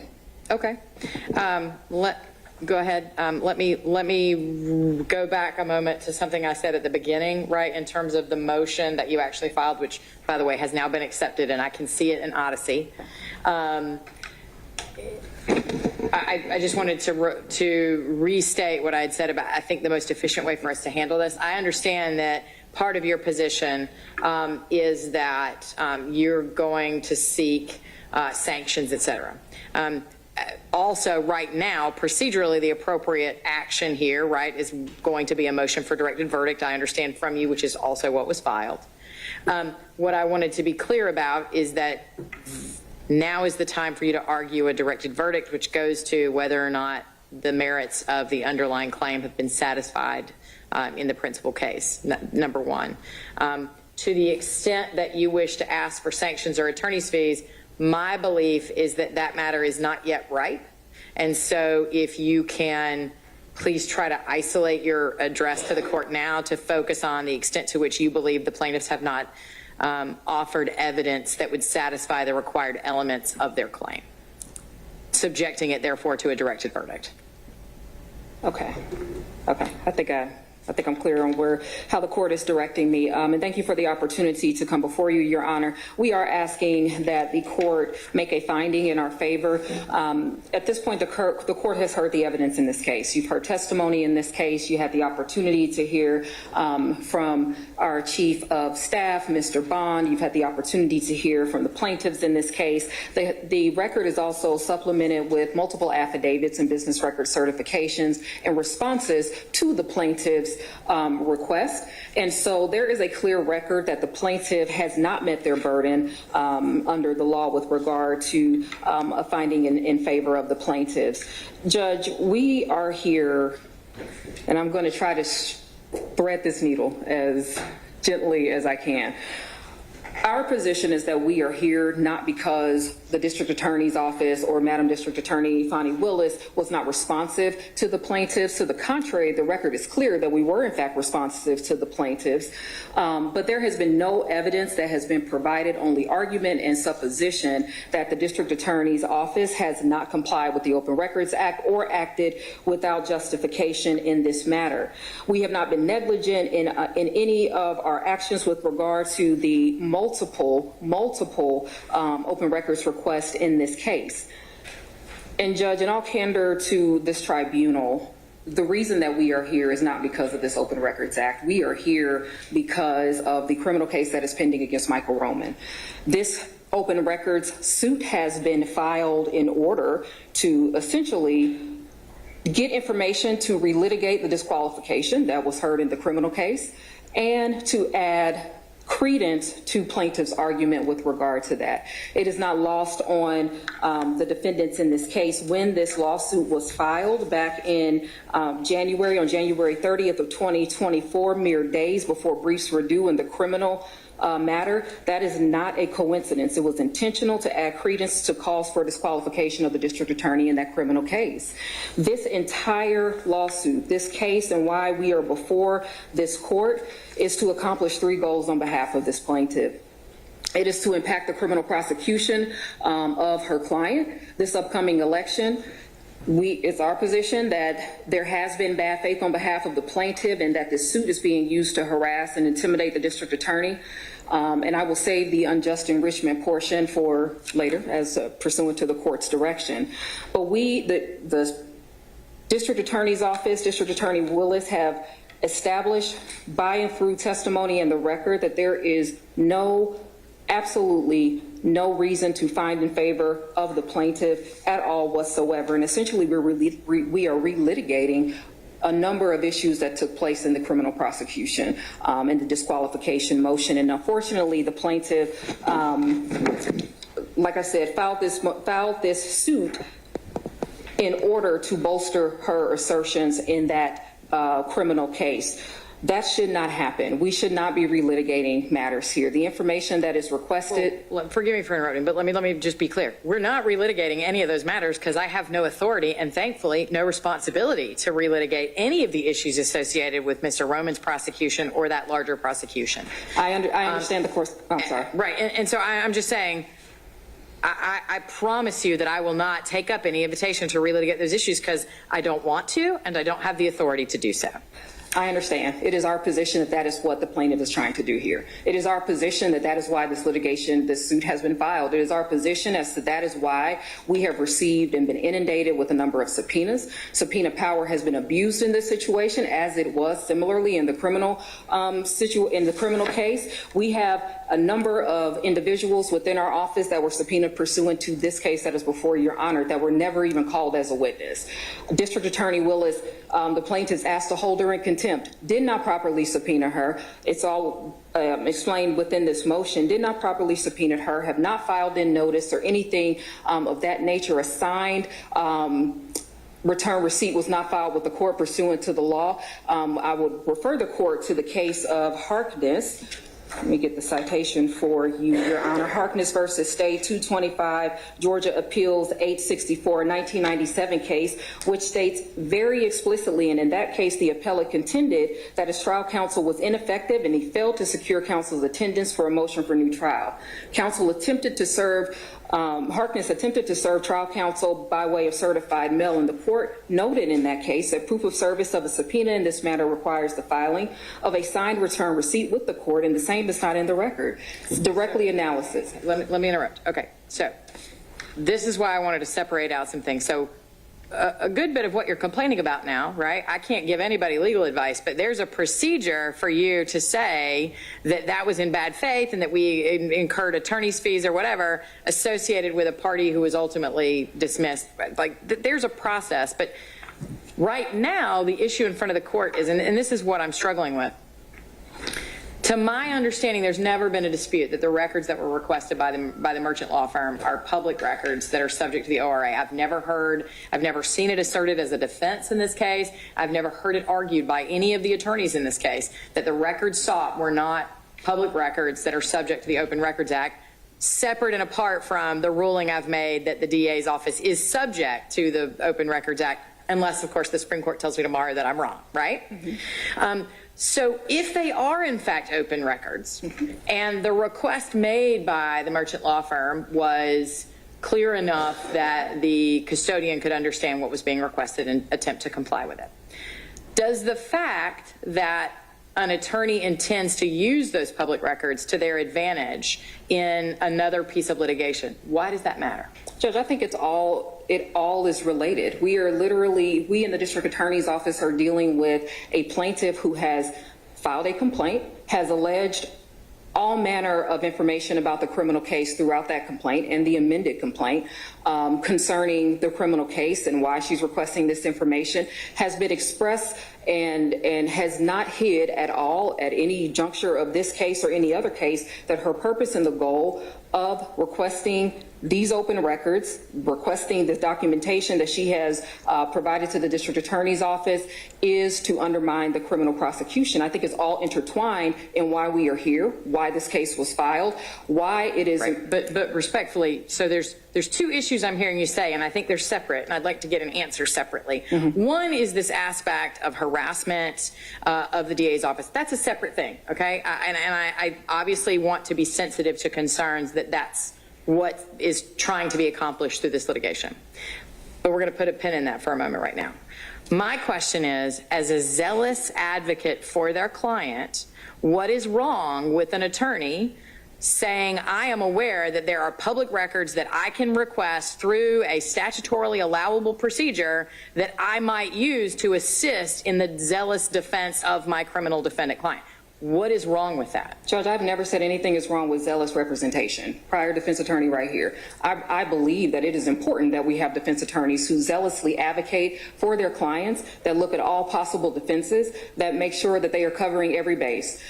That is not what is happening here. That is not why we are here today. We have something that is very different, and my perspective, my view, our position we submit to this court is that it is so intertwined with why this lawsuit was filed that zealous representation is one thing, but to use the open record statute in order to harass a district attorney, to file filings into the record, in this case that is before your honor, that our position is not accurate, to assert to this court that there are documents that were not received that we know that were in fact received, or we have a situation where we have a plaintiff that is making assertions that there are these additional documents, even though she has been given responses, she has been communicated with, that we have been nothing but responsive to her request regarding the multiple open records requests that we have received. Now, even receiving the responses from the state, we were still met with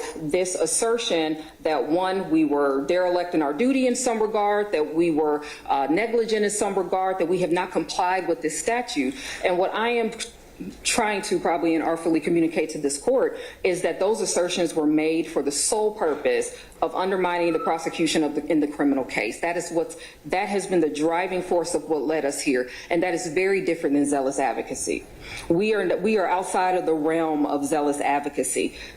The records are public. She can use them however she chooses to. But whether or not there have been factual assertions that this court can actually consider outside of, speculation, assumptions, just my belief or my thought is this, facts and evidence that will suggest that the district attorney has did something other than comply with this open record statute is not here. The record is void of that. This court actually has a record that not only shows but proves that we have not just exercised our duty, but we have gone a step further, because as the plaintiffs have said at some point during their questioning today, this situation is very litigious. We know, not just know, but it is a tenet of District Attorney Willis to make sure that we are being transparent in our dealings. These accusations, this lawsuit suggests otherwise. And what I am trying to communicate to the court is that suggestion is not because there is a legitimate basis. It is because plaintiffs wish to use that in order for Michael Roman to get out from underneath his criminal case. The appropriate and proper way to handle that situation is to allow that man to have a trial. People have a right to a jury trial. People have a right to defend their clients. Right, but again, I apologize if I sound like I'm beating a dead horse here, but again, what I'm struggling with is whether any of this information is intended for or will be used for. I question whether that's relevant to a determination of were these open records, were they clearly requested, were they provided, or was a good faith effort made to find them and provide them? And ultimately, whether they're admissible in evidence for any purpose against Mr. Roman or in his behalf is a decision for a different judge in a different proceeding. What I'm struggling with here is I don't understand why the fact that first of all, to be clear, I understand your argument, but Ms. Merchant has testified that she either doesn't intend or hasn't made a decision. That's not the purpose for why she requested these records, because the ones she wanted regarding Mr. Roman were ultimately obtained through subpoena in the criminal action. So she has affirmatively, and I think Mr. Merchant also said that that's not the intention here, that some of this was for a project associated with Gactyl or something like that. But setting that aside, I understand that you are somewhat disbelieving of that representation. Again, what I'm struggling with is, okay, if an attorney knows that there is information that might help their client and they are legally authorized to get it, what's wrong with them saying, here's my Open Records Act request, give me those documents, and then seeing if the trial judge will let them use those documents? Again, Judge, I don't think that is that is not an appropriate thing to do. What I'm saying is that's not what happened here. I'm saying that the plaintiff's complaint and their amended complaint say the contrary of what was testified to right here today, that the purpose of this litigation, the purpose of this was to use these documents in the criminal prosecution. But putting that aside, Judge, here for the open records suit, we have direction and guidance from our Supreme Court, and I will draw the court's attention to Felker versus Lukemire, 267 Georgia 296. It's a 1996 case where an individual was requesting documents from a public entity, but there was a line in this case that is so poignant and so on point to what we have here that states the legislature could not have intended for an open records request to be used to trap an unsuspecting public official. And we have this game of gotcha that the plaintiffs are trying to, impose upon the district attorney. Notwithstanding all of the other matters and cases that we have, people request records from our office every single day. We are inundated with open records requests. Even though the official position of the DA's office in this litigation is that they're not governed by the Open Records Act. Just saying. People request it. I have no control over what people request. But if you don't give them, they apparently can't be enforced against you because the law doesn't apply to you according to the official position of the district attorney's office and the Fulton County District Attorney in this lawsuit. Just saying. And I'm saying that people make their requests. They reach out to our office. They ask for the documents they wish to ask for. That is their prerogative. They can reach out to any office and make any requests that they want. What I'm saying is that this particular lawsuit has made it this far, not because of the merits, not because there was some type of inaction on behalf of the district attorney, not because there was some type of hiding of the ball or not providing documents to the plaintiff because they requested it. We are here today because of exactly what I stated, Judge. It is not because the plaintiff did not receive something. It's not because the district attorney is playing hide the ball. It is not for any of those reasons. It is because, and I understand the court's position with regard to this, but it's because the plaintiff wishes to undermine the prosecution in the criminal case. Use those records for however you choose to use them. We did provide them. We did, in fact, provide the records to the plaintiff. During the pendency of this litigation, we have received a number of emails. We've received correspondence. I will note for the record before this honorable court, District Attorney Willis and the District Attorney's Office are both represented by counsel. Plaintiff has still reached out, completely gone around and usurped our professional rules of conduct, our duties as attorneys, has not reached out to me. I've sat in this courtroom. When I came to make my argument for the motion to quash, the court very wisely said, why don't you accept service now? I was not for that. I was a little opposed to that. I sat in this courtroom for days as we heard testimony from Mr. Bond, still did not get served with anything. Still did not have the plaintiff at least adhere to the basic and minimum requirements of our duties as attorneys, our duties as counsel. All of this is illustrative of why we are here, why the claim has no merit, why there is no basis for this sham of a lawsuit, for this waste of the court's time that we are here for. This is an attempt to obstruct justice. This is an attempt to make sure that there is a news clip or a news bite with regard to this that uses Madam District Attorney's name, because quite frankly, without her name, these news cameras would not be here.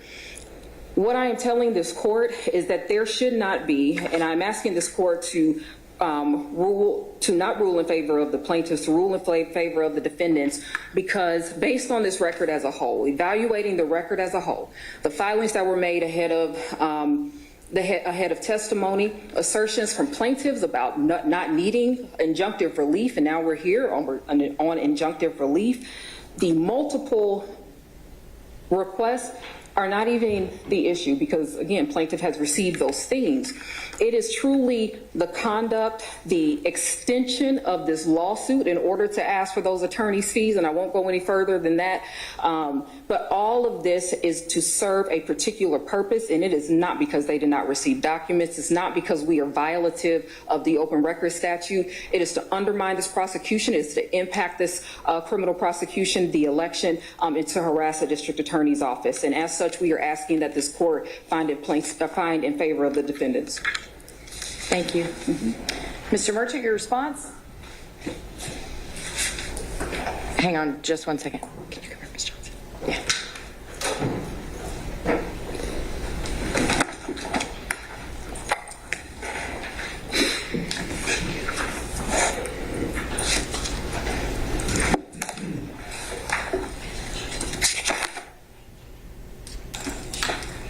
Go ahead, Mr. Merchant. Your Honor, that was a political speech. Ms. Oliva didn't answer any of your questions directly. She was sent here to say a certain thing, and she said a certain thing. I'm not going to give you a political speech. I'm going to talk about the law. The Open Records Act makes clear, Your Honor, in the very first paragraph of the statute, that it is the strong public policy of this state to be in favor of open government, that open government is essential to a free, open, and democratic society, and that public access to public records should be encouraged to foster confidence in government, and so that the public can evaluate the expenditure of public funds and the efficient and proper functioning of its institutions. That's what these requests asked for. Many of the requests asked for how the DA's office spent money. Many of them have nothing to do with the criminal case, as Your Honor has appropriately pointed out, yet we continue to hear this banging on the table about this being some sort of politically motivated or media motivated type of action, and it is not. We are here because the DA and the DA employees, in particular Mr. Bond, refused to comply with this law. Ms. Merchant and I are fortunate enough to have the resources to be able to put us in this spot so that we could actually argue the law to Your Honor and highlight the failures here. As Your Honor has pointed out, from the first day we set foot in this courtroom, you have been appropriately focused on the real question here, which is, are they subject to the Act? You have ruled in on the motions to dismiss it that the two remaining defendants are subject to the Act. Are the records that are sought public records under 1870A? The Wallace case requires them, that's Wallace versus Greene County, it's 274, Georgia Appellate 776, that's a 2005 case, deals with the idea that they can't just send us a letter within 3 business days and say, hey, we're on that. That's insufficient as a matter of law. Not only do they have to send us something in writing or to let us know that they're going to respond, they have to tell us whether they're going to give us the documents or not. And then reasonable accommodations can be made after that. They haven't even argued that they complied with that portion of the statute. So we've crossed that bridge. They haven't asserted any legal basis for any exemption under 1872. So we don't even have them taking a legal position that they're not required to give the documents in the first instance. So that leaves us squarely on the substantial justification prong of 1873B. That is the remedy in the statute for us. There is no other remedy. You're it, Your Honor. If you say we have failed in this endeavor and you do not grant us, you don't render judgment in our favor and grant us fees and expenses, it is going to send a message across the state of Georgia that virtually nothing that is done by the DA's office in this office or any other place will be held accountable under the law. And we think they have failed to rebut our allegation that they were not substantially justified in failing to comply with the Act. Because I don't think there's any real doubt here or dispute that they haven't given us the documents or didn't give us the documents in time. There's a lot of this, well, we gave it to them, we gave it to them, we gave it to them, months and months later. There's nothing to see here, Judge, because they've gotten the documents now. That's not the issue. The issue is it took us 8 months of litigation to get here. And they only gave us documents in piecemeal fashion only after we forced their hand, only after we filed the lawsuit, and they were held to account for it by filing legal responses to us. It took that, Judge, not picking up the phone and saying, hey, what do you really want there? And trying to find a way to make it more transparent, which has been talked about a lot, and which is the underlying premise of the whole act itself. They didn't do that. They hid stuff. They changed the documents. They altered the documents, and they did it on purpose. I'll get to the Ashley Merchant rule in a second, but as I pointed out in the letter yesterday, Your Honor, 915.14 is our abusive litigation statute in the civil world. This is a civil action. There's no, I couldn't find any guidance in the case law surrounding the Open Records Act that defined what substantial justification for their failure to comply, what that actually means. So I had to go digging in the abusive litigation statute, and that statute specifically defines substantial justification as lacks substantial justification as meaning substantially frivolous, substantially groundless, or substantially vexatious. Well, Frivolous and groundless both can be satisfied by the plaintiffs, by us, by showing that they lacked a legal basis for their arguments. And we've demonstrated that they have not raised any legal basis for their arguments. So we win on both frivolous and groundless under the statute just by showing they didn't assert a legal basis in their defense. Groundless also could include a factual basis, an excuse, if you will, for why they didn't comply. That is where I think Your Honor has some questions to resolve regarding Mr. Bond's testimony. You, of course, with no jury, you're the trier of fact. Sorry, Mr. Merchant. Let me interrupt you for a second. So, first of all, let me just ground us again for a moment, because it is a non-jury trial, because I am the trier of fact, because, you know, we're forcing procedural pit stops along the way that don't come naturally when it's just a bunch of lawyers in here talking. But technically, what you are talking about right now is a response to Ms. Alabi on behalf of the two defendants' motion for directed verdict. And I understand you need to address each of those elements, but it sounds like you're starting to stray into argument about why you think you should win, as opposed to just argument about why I should direct a verdict against you. And I was doing that, Your Honor, because Okay. I was sitting there thinking to myself, well, am I going to do a closing separately from this with no jury, or am I just going to go up there and talk? I mean, if you feel like it's all the same thing, I'm okay with that. I just want to make sure that we sort of know where we are. Yeah. And the reason I say that is that I would still end up wanting to hear from the county attorneys in terms of their position about the substance of the case, separate and apart from the DB. Yeah, fair enough, Your Honor. Okay. Then I'll focus very specifically on direct verdict issues. Yes, sir. So the standard in a civil case is preponderance. So the only thing we have to do is show, Your Honor, that we're more likely than not to prevail, and we have to demonstrate that we've carried the day on certain factual issues related to the elements of the statute. So what we've already talked about, the first two or three elements, we've satisfied all that, because there's no evidence that they raised any defense that would require us to bring evidence to dispute it in the first place. So it's conceded. So the real issue is, did we give Your Honor enough enough facts to reach the trier of fact yourself to consider the issue as it relates to substantial justification? So let me talk to you about Mr. Bond's testimony. So you're the trier of credibility. I think you sat here and you listened to him. We all did. And I think you can understand that our position is he is the personification of the failures in this case. He's the personification of the failures in this case because he specifically testified that he has an Ashley Merchant rule. And the Ashley Merchant rule, which is contrary to his number one rule, means that he doesn't pick up the phone for her, and that he digs in, and he's defensive, and he's obstructionist. The way he testified is exactly how they responded to the open records request. He didn't assume that there was a valid purpose or a legal purpose and then go try to help Ms. Merchant find these things. He did the opposite of that on purpose. He did this because he linked it himself specifically to the timing. And we heard from Ms. Alabi, too, about this today. He, on the stand, linked it to the timing of the criminal case and the motion that Ms. Merchant filed in that case in January of this year. That's when the wheels fell off, because he wasn't listening. He wasn't trying to comply with the law. He was trying to find a way to parse her requests. He must have said it 4 or 5 times, garbage in, garbage out.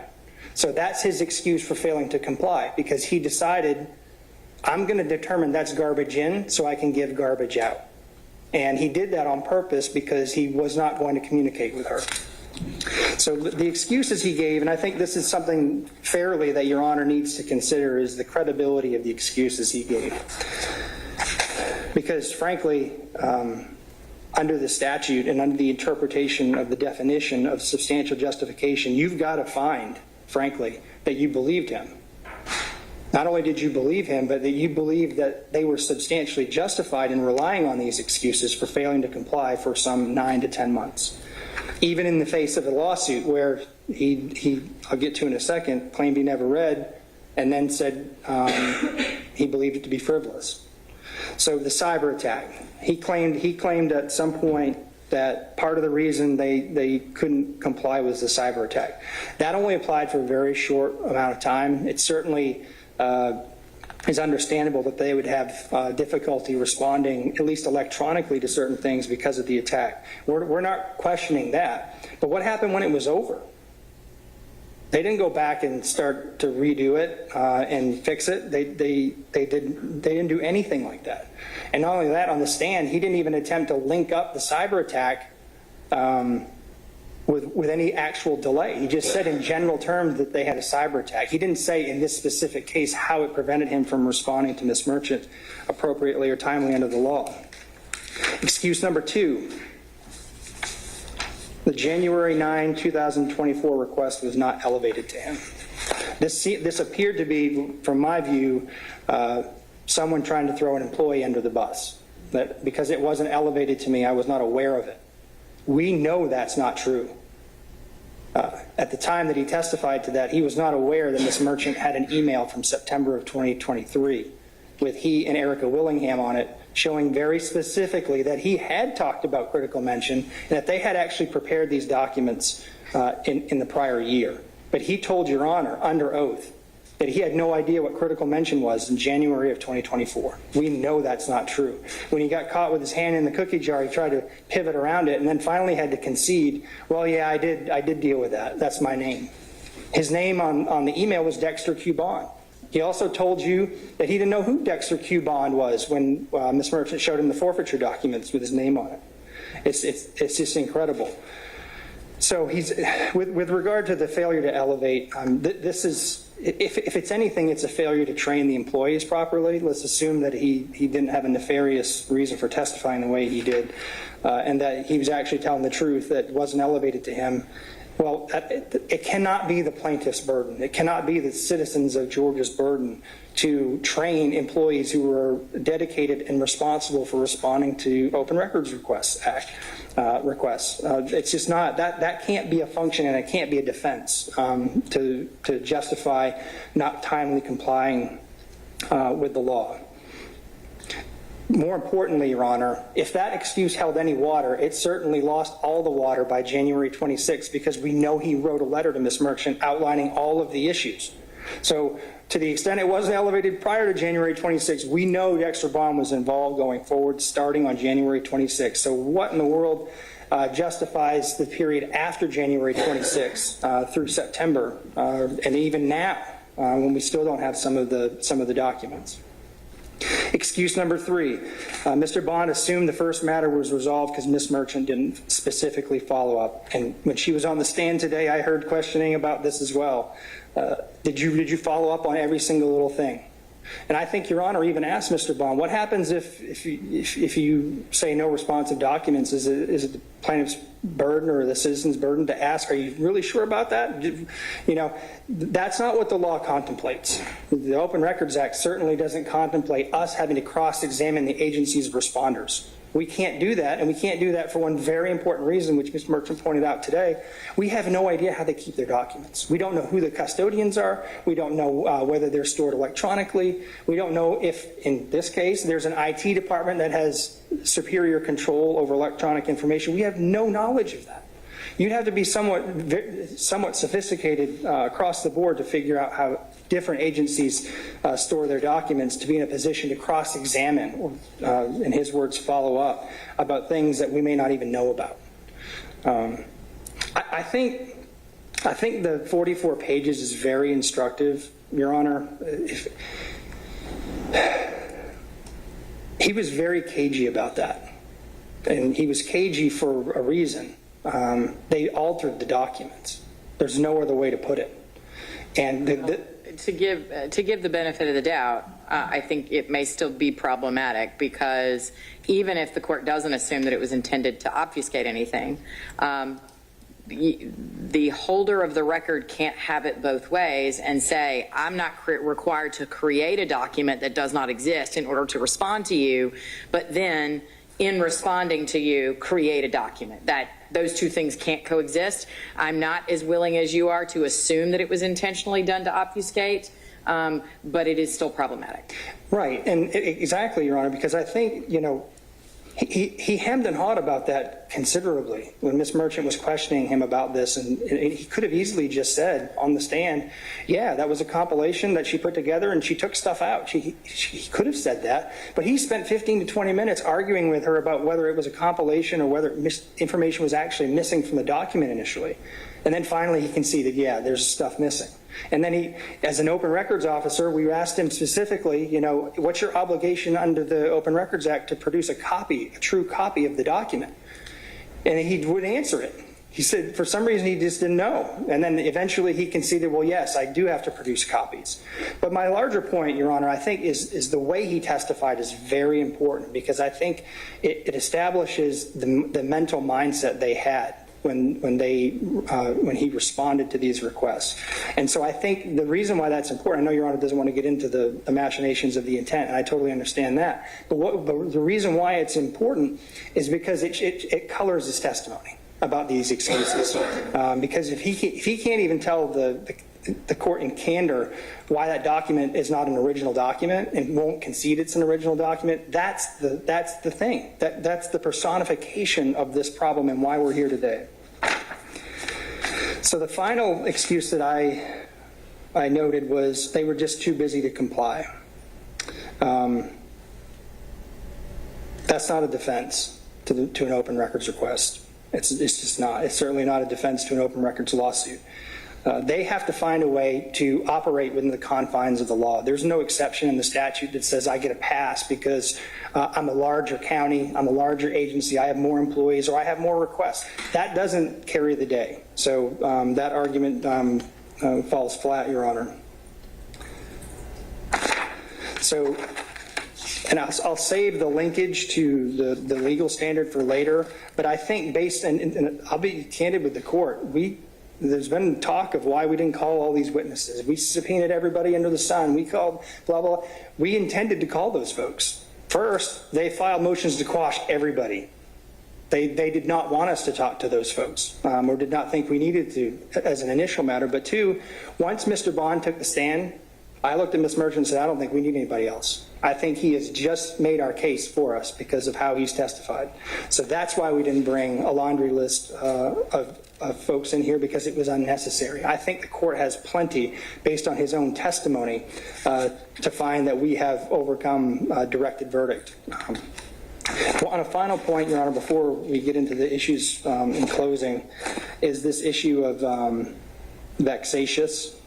Just briefly, and I think if we go back to the number one thing he kept saying, he said, I'm not going to reach out and talk to you. Communication has been taken out. When he does that, and he does it only for Ms. Merchant, he's designed the process to make it more harassing, to make it more annoying, to make it impossible without further follow-up and constant follow-up by Ms. Merchant to get the issue resolved as it's supposed to be, more informally. He forced our hand. There's no doubt about that. We would not be here and we would not have filed a lawsuit had he just picked up the phone and tried in good faith to comply. So the standard is whether or not that's designed to be harassing and annoying. And I think if you looked at his testimony when he was responding to Ms. Merchant's questions, I don't think a single soul listening to him could disagree that he was trying to be harassing and annoying to Ms. Merchant while on the stand, and he actually made it very personal. And I think the fact that he took it very personal and that it was very much a Ashley Merchant issue is what colored the responses by his agency and by him. I think this, and we've seen it today with Ms. Lobby coming in here and arguing things that just aren't relevant at all to the legal inquiry. And the reason for that is they have marching orders.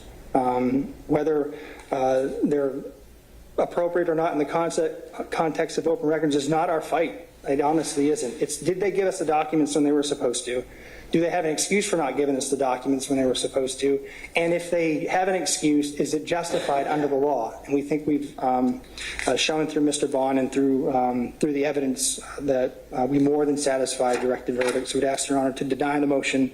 And on just a separate issue, because I don't think it was addressed, we got this motion, as I mentioned, just before Your Honor took the bench, and it asked you, Honor, to sanction us. I'm not going to cross that bridge because you're not crossing that bridge yet. But I also think that that's important for understanding why they have attempted to put up a smokescreen and just avoid the real issue here, which is, did they comply with the statute? They will do everything under the sun to divert Your Honor's attention. I know you're smart enough to not let that work, but that's what they're doing. They're just throwing up a smokescreen, hoping that you'll be so overwhelmed with the idea that we might actually ask for documents related to a criminal case that you're going to be blinded to the real issue here, which is, did they comply under the law? And we think that they did not. Thank you. So, Ms. Alabi, it's technically your DV motion if you'd like a brief rebuttal. Just briefly, Your Honor.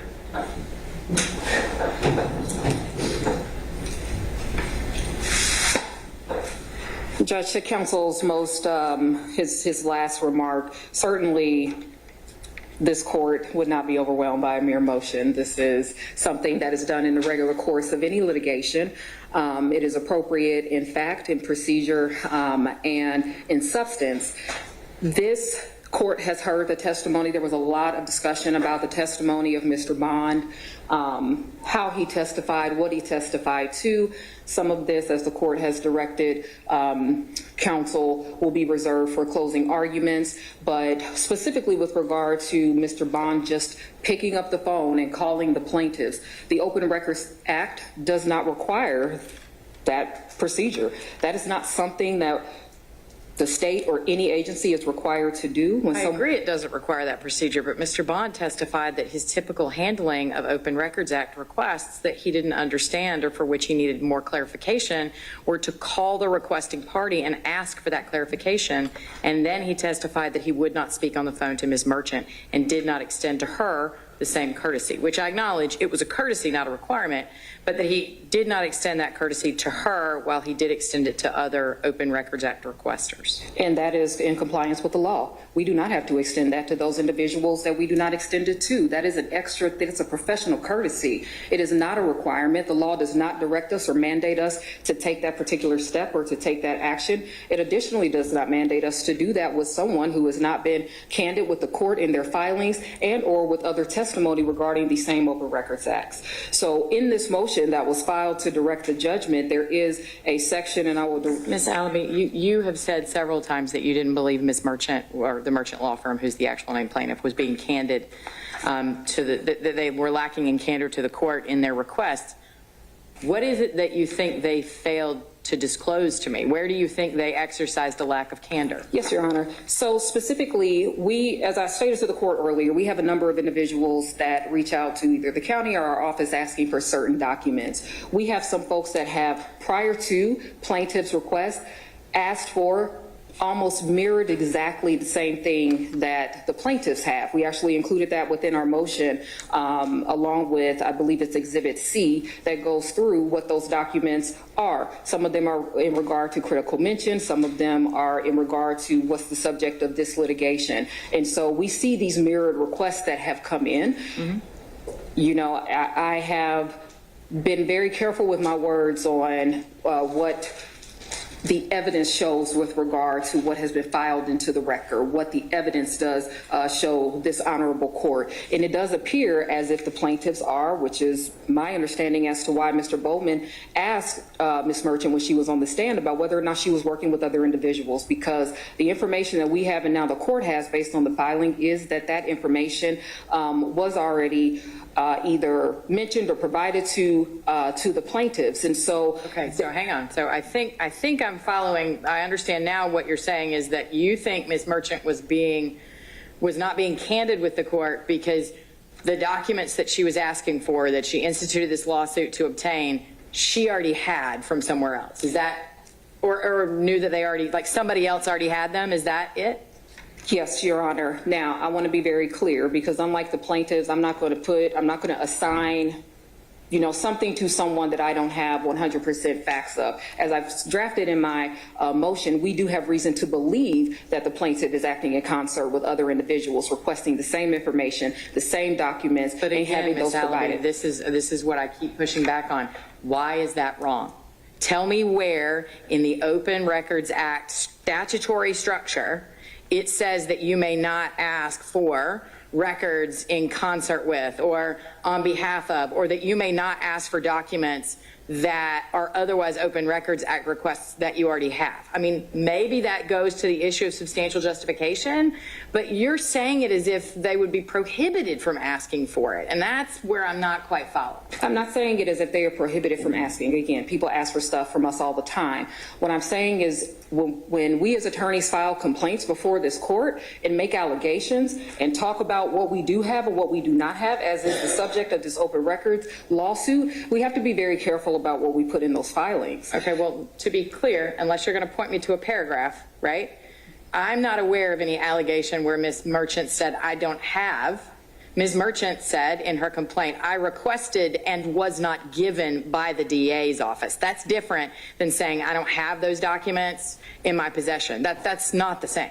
Your Honor, respectfully, we heard a lot of testimony and questioning of Mr. Bond, and in that questioning was a lot of testimony on behalf of Ms. Merchant. There was a lot of comments that were made. There was a lot of things that were discussed here, and I know she was not a sworn witness, but things were said with regard to those documents. Specifically, an individual was named concerning documents that were received in regard to the critical mention. Except that questions asked by the witnesses are not evidence, and they're not anything that I considered except when Ms. Merchant took the stand. So my question is, are you alleging that in the complaint, she asserted that she asked for a document and didn't actually have it?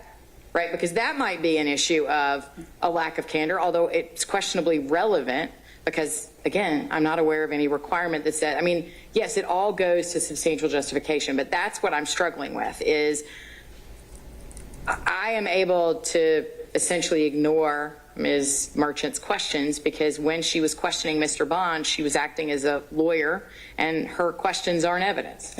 So unless you're going to point me to somewhere that she testified or a representation or statement that she made in the complaint that is untrue, that lacked candor, then let's put a pin in that and move on, okay? I understand, Your Honor. We have outlined in this motion the instances in which the plaintiff has lacked candor that goes to the substantial justification. We have outlined previous testimony before our Georgia State Senate with regard to this very lawsuit, this Open Records lawsuit that is before Your Honor. Is not in evidence in this case. Part of the filing at this point, and so. But this is an evidentiary trial, and am I aware of the fact that Ms. Merchant testified before a state Senate committee? Yes, because I think I saw the fact of that testimony on the news. Do I know what her testimony was? No. Do I have any knowledge of what she said about this case or any other case? No.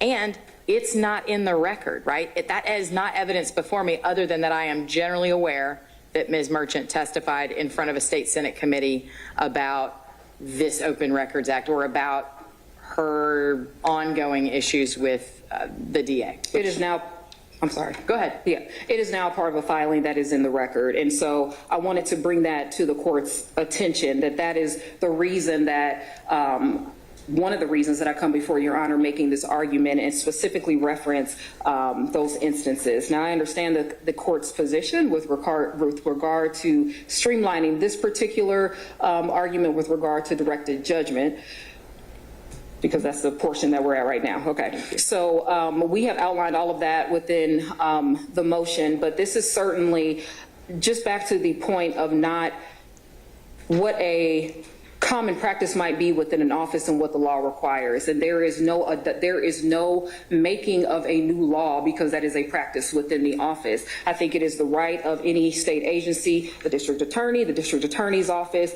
to determine what is the most appropriate course of conduct to respond to anything that we receive within the office, so long as we are compliant with the law. And that is what we did here.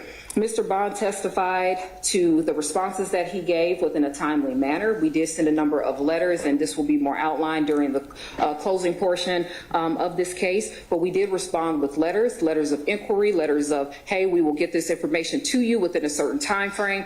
But the Open Records Act does not require that we be perfect in how we respond. It requires that we do, in fact, respond, and that is what took place here.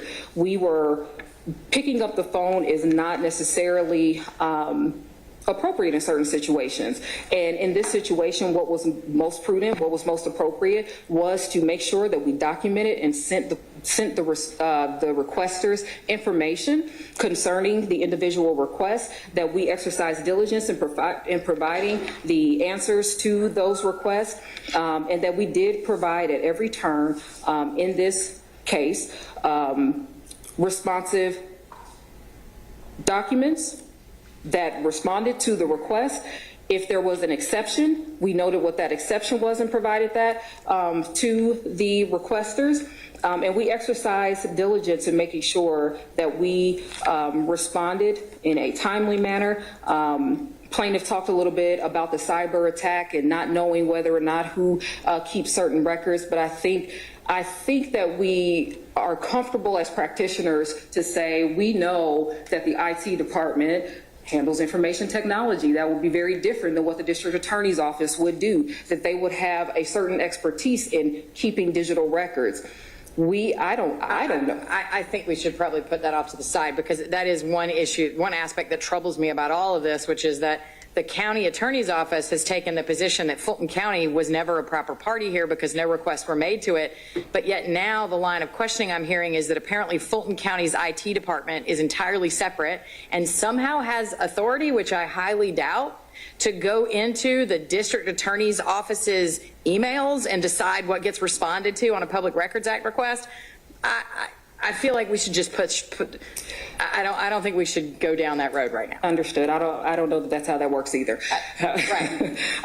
But I say that to say that these are separate entities that have separate information, right? So there are going to be numerous instances where the district attorney does not have what the requester is seeking. And as we have heard now through testimony, certain information was provided by information technology. Certain information was provided by our office. We, again, complied with the request. We did communicate, though not by telephone. We did communicate through the portal, through written documentation, through letters concerning each and every request that was made to the plaintiff. But what about the timeliness, right? Because part of this is not just that the documents were produced, right? So let's say I accept your representation that ultimately all the documents that were requested have been produced. Mm-hmm.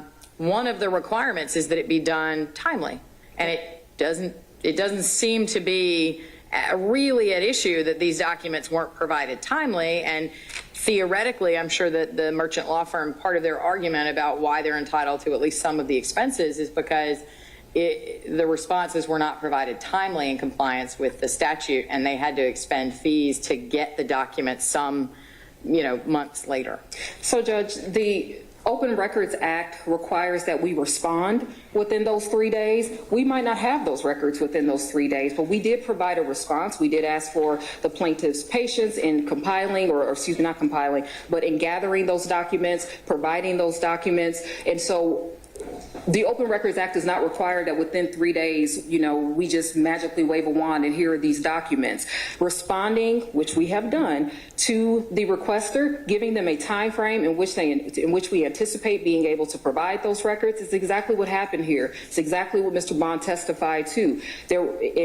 Specifically in regard to the cyber attack, where we did not have access to records. The whole county was down for some times, and forgive me, Your Honor, I don't remember the time frame in which that was, but there was a time frame in which we did not have access to any of those things. Mid-January, end of February, I think. Immediately after this lawsuit was filed, and it was one of those situations where obviously we have no control over a cyber attack. We are exercising diligence and doing everything that we can to communicate that to not just plaintiff, but to anyone else with regard to any cases that we might have within the office, within any, motions that might need to be filed. That was a countywide situation that we had to address. So was there a delay? Absolutely. Were we justified in that delay? Absolutely. Did we let them know that there was a delay? Absolutely. And so the Open Records Act does not require that they receive those documents in the 3 days. We just have to let them know what's going on. There are going to be times in which there is clarification needed. But what we cannot do is have a request for a particular thing and then turn around and try to expand that scope, to turn around and say, well, you didn't get it to me within the 3 days, even though the law does not require receipt. It does require communication. It does not require receipt. And we have given them that very thing. And that's why I keep harping back to they have the documents, because they did. There was a lot of questioning back and forth with the 44 pages, the 100 and whatever pages when Mr. Bond testified. There was a lot of questions that were asked and testimony that was provided that other individuals from our office responded to the plaintiffs, said, hey, this is give us 10 days in order to get this. There was a lot of testimony concerning that, which is exactly on point with what the statute requires of us, is exactly on point with what we did. And that is why we are asking for this court to make a ruling in favor of the defendants. Thank you. Thank you, Judge. Okay, so on the motion for directed verdict, the standard for a motion for directed verdict is that a directed verdict should be granted when there is no conflict in the evidence as to any material issue, and the evidence introduced with all reasonable deductions demands a particular verdict. And in determining whether there's any conflict in the evidence has to be construed in favor of the non-moving party. The defendants have not satisfied their obligation, or excuse me, their burden to be entitled to a directed verdict, and so that motion is denied. Now, I believe the evidence is closed because in addition to hearing the DV, my understanding was from the county that they did not intend to call any witnesses. Is that correct, Mr. Bowman? That's correct, Your Honor. Okay.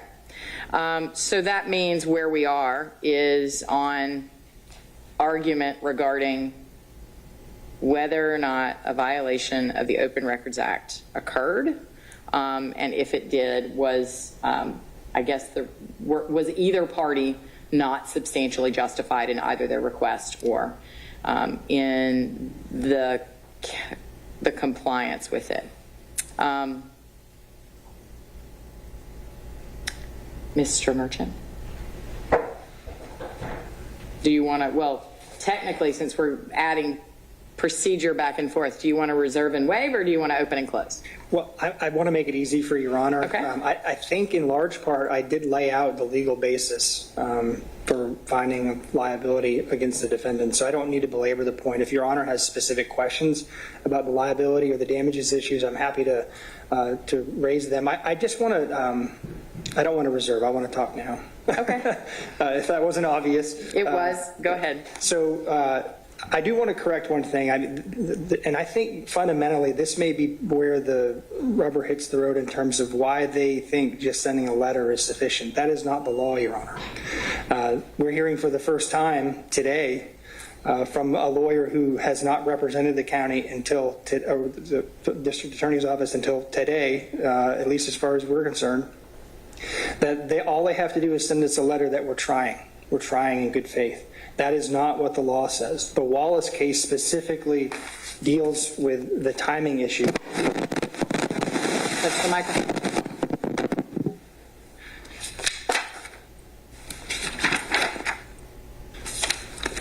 In that case, Your Honor, I'm not talking in generalities like others. That case says, we conclude that if a person or agency having custody of the records fails to affirmatively respond to an open records request within 3 business days by notifying the requester of the determination as to whether access will be granted. That means the agency, under the Wallace decision and under the Act, has to make a preliminary review of the documents and make a determination about whether they are going to produce documents or not. And then the discussion about timing can occur. But until that happens, and unless it happens, they are in violation of the Act. So there's been no argument until today that they were ever responded to in a timely manner. And there was this discussion of Mr. Bond's good faith, that he was trying to communicate with Ms. Merchant. If this had been a one-off situation, Your Honor, where one request we had some issues with, potentially we could see that it was an innocent mistake or that they really were trying. This is a pattern. This was a pattern and continues to be a pattern with this office as it relates to Ms. Merchant. We don't know necessarily how they react to other members of the public, but we know exactly how they react to Ms. Merchant, and it's to obfuscate and to harass her. So the other thing I wanted to point out, Your Honor, in terms of closing for the liability issues is this brief that they filed today, I think is instructive for a couple reasons. And the most important is that the lawyers who have represented the district attorney's office until today did not sign off on it. I think that's important. And I'm not here to highlight the divisions between the county attorney's office and Ms. Levy. That's not what I'm here for. I'm here Let's to... not go too far down that road, except to note that these are civil litigation practitioners, and they perhaps had different approaches, and we're just going to leave it at that, as would Ms. Allaby, who is and of course the DA, who is a criminal practitioner. So let's just leave it there. That was going to be my exact point, that this is a civil case, and we didn't get it until today. And I think it was the document itself, I think, was done on purpose to sucker punch Ms. Merchant at the 11th hour. They put it into the record, and then they came here with a different person to argue facts that are not in evidence, as Your Honor has correctly pointed out. So I'm making an oral motion now to strike the entire brief from the record, since much of it contains rhetoric and evidence that's not been admitted. As far as damages, Your Honor, I think the evidence that's in the record is clear about our fees and our expenses, and I'll be the first one to tell you that we do not like doing this. This is not, we don't wake up in the morning and say, let's go file an open records lawsuit and let's spend thousands of hours of attorney time and thousands of dollars out of the bank account in the hope that maybe they'll comply. That's not how we do this. We did this because we had to. And because of the remedies available to us under the law are limited to what's in the statute, we had to file the lawsuit. There's no other remedy. So we previously talked about injunctive relief. I don't need to discuss that issue any further, Your Honor. Our point on that's clear. But I do want to end on sort of a policy-related argument, in that I think it's not just because of the visibility of this case in the local news or other places. I think this case is important because if this is the type of conduct that is going to be permitted, we're all in trouble. Not only is it going to make it difficult for the average citizen to get documents from public agencies, it's going to be cost prohibitive. We did not jack the costs up in this case. We did not jack the time up in this case. We did what we had to do to get it to the end as expeditiously as possible, and you saw that. We eliminated the number of witnesses that we could have called to pile on top. We didn't do that. We got to the finish line as quickly as we could. And I think if this case doesn't justify a finding of non-compliance and lacked substantial justification, I can't imagine a different case that would, Your Honor. This is about as blatant as it gets, and Mr. Bond made it easy for you. So we'd ask that Your Honor enter a verdict in our favor and against the defendants and award us our fees and expenses as laid out in the exhibits with the court. Thank you. Thank you, Your Honor. Mr. Bowman, Ms. Monroe, who will I hear from? Ms. Monroe. Okay.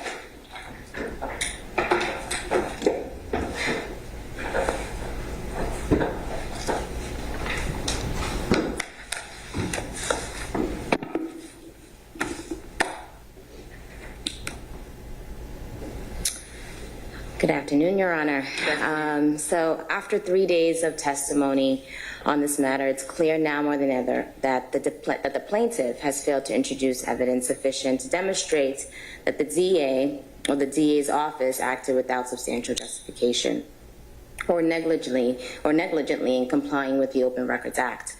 The testimony of District Rom establishes that not only did the DA's office comply with the act, but that there was substantial justification for any non-compliance. Now, the act provides a definition for lack of substantial justification, which is outlined by my adversary, and it's defined as substantially frivolous, substantially groundless, or substantially vexatious. In response to the plaintiff's 13 open records requests that were voluminous, overtly broad, and convoluted, the DA's office provided approximately 950 pages of records free of charge to the plaintiff. Well, in fact, let's be clear though, you might have actually given them 950 pieces of paper, but some of them were the same documents in different batches, right? Because so like initially they got 47 pages, later they got 195 pages, which included that 47 pages. So if you're adding them all together, you might get to 950, but I'm not sure it's 950 separate documents. According to GovQA, according to how the requests were submitted and how they were responded to, there were a total of approximately 950 pages that were provided to the plaintiff before this action even commenced, free of charge to the plaintiff. Okay. Okay, so before this action even began. So these documents were provided by the DA's office in the spirit of good faith, transparency, and open government. In light of the DA's office primary statutory focus, which is to prosecute criminal cases, the testimony of Mr. Bond demonstrates that the district attorney's office responded reasonably and prudently. The requested records that were in the custody of the DA's office were provided to the plaintiff, and the DA's office can only provide what they have. Now, there's been ongoing rhetoric by the plaintiff has been since the beginning of this case, which is that, albeit a very erroneous position, is that, well, the documents exist, so we should have it. Just because the documents exist somewhere by some other source doesn't mean that the DA's office has this document. That doesn't mean that they have custody of this document to provide it to the plaintiff. I understand that, Ms. Monroe, but I think that the fact that the document exists is relevant for two considerations here. One is the fact that it exists undercuts any argument that the DA doesn't have it, because oftentimes it's a document that was created by the DA's office, right? So why does it exist and is in the possession of some third party, right? If it wasn't also in possession of, at some point in existence, of the DA's office, number one. And number two, to some extent, if it does exist, yes, it means the DA must have it because of records retention obligations that government entities have in terms of not destroying documents to avoid the effect or application of the Open Records Act. But that's not what the Act says. The Act doesn't give a requester the right for information or documents that this agency should have. It has to be documentation that's in their actual possession. Because in that case, if you do that... Ms. Monroe, that can't be right, because by that logic, that would affirmatively provide an incentive to government agencies to destroy documents in violation of the Retention Act so that they could honestly say, I don't have that document, so you can't make me produce it. That doesn't make sense. That's a violation under a completely separate act, not the Open Records Act, the Retention Act. Yes, but not the Open Records Act. And which is why we're here. I mean, that goes with the presumption that documents can't get lost or documents can't get misplaced. I'm not saying that's what happened here, but things happen, especially in departments of this nature, departments that have several duties and functions in place.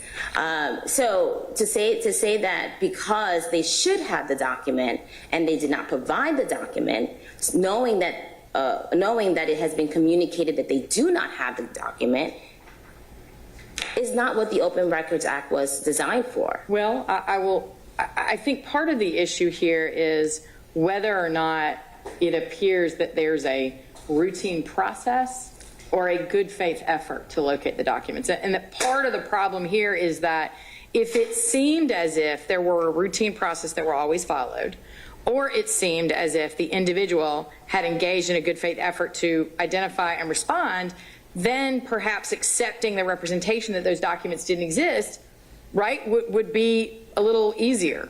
But here we have an individual whose job it is to respond to Open Records Act requests, Mr. Bond, who, I mean, there's no other way to say it. He seemed openly hostile to Ms. Merchant, and not just because she was asking him questions in this courtroom, right, which is justified. And, you know, I understand people don't like to be questioned, but he seemed openly hostile to her and to the idea that she would ask for things and that he was obligated to provide them or communicate with her. And that is what concerns me here in terms of accepting the representation that a good faith effort was made to locate the documents that she requested. And I'll go into the good faith efforts made by the DA's office as it pertains to the particular things that were requested. But to the court's point about Mr. Bond's testimony, the court can't ignore the fact that, you know, Ms. Merchant baited, there was a lot of baiting that was taking place with the type of questioning that was conducted by Ms. Merchant. So Yes, and I would expect, but to highlight, I would expect highly educated professionals to be able to conduct themselves in a way without responding to that baiting. Just saying. Go ahead. well, the questioning came from a highly educated or alleged to be professional, and so that needs to be highlighted as well. That can't be ignored.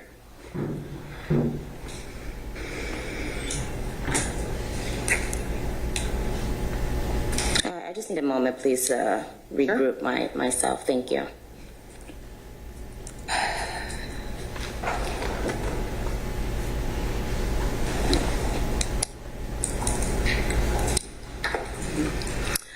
In the case cited by Ms. Allaby Felker, the Georgia Supreme Court clearly states that through reading of the Open Records Act, it makes clear that the legislator did not intend for the custodian of public records to comb through his files or her files in search for documents sought by the public citizen.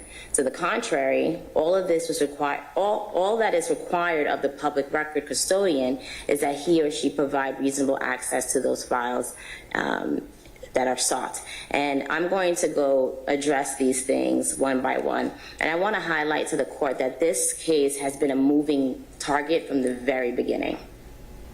We started off with a complaint that was filed against the district attorney's office. We reached out to the plaintiffs to inform them that they are not district attorney's office is not an entity capable of being sued. Upon that, there was some brief response about maybe we should file an action against Fulton County. I said, why would you do that? You never submitted a request to Fulton County. I then had to file a motion to dismiss. That motion was argued. The court granted the plaintiff an opportunity to add whoever they wanted to this action, whoever they deemed would be the appropriate party to this action. They then filed a motion against Fulton County, knowing that Fulton County would never receive a single request from the plaintiff. Well, so I've already made this comment to Ms. Allaby. I denied the motion to dismiss Fulton County because based on the portal and the fact that and Ms. Merchant testified today, some of her requests were not directed to the district attorney's office pull down. They were directed to personnel, which theoretically might be the county. They were directed to IT, which might be the county. And while I personally absolutely assume that the district attorney's office has the ability to control what is produced, right? Because those are things that are associated with the operation of the district attorney's office. It does sound very much like some of those requests were submitted to the county, and the county IT department or the county personnel office or the county finance office responded.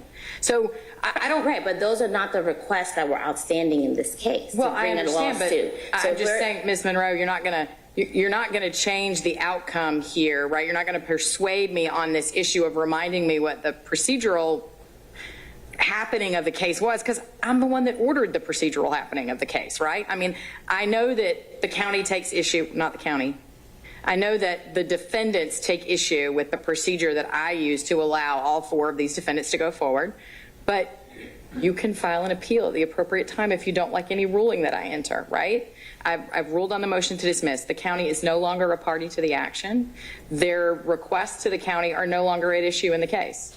The only entities that are a party to this case are Madam Fani Willis in her official capacity as the district attorney and the Fulton County District Attorney's Office, which I have said legally, until told otherwise, by the Supreme Court potentially tomorrow, is an entity that is subject to the requirements of the Open Records Act because it's an agency or an office, even if it is not an entity that is normally capable of being sued. So let's put that procedure away and move on, unless you want to tell me that you think it's specifically relevant to a particular issue as to the Open Records Act. As to the Open Records Act, no, but as to attorney's fees, yes.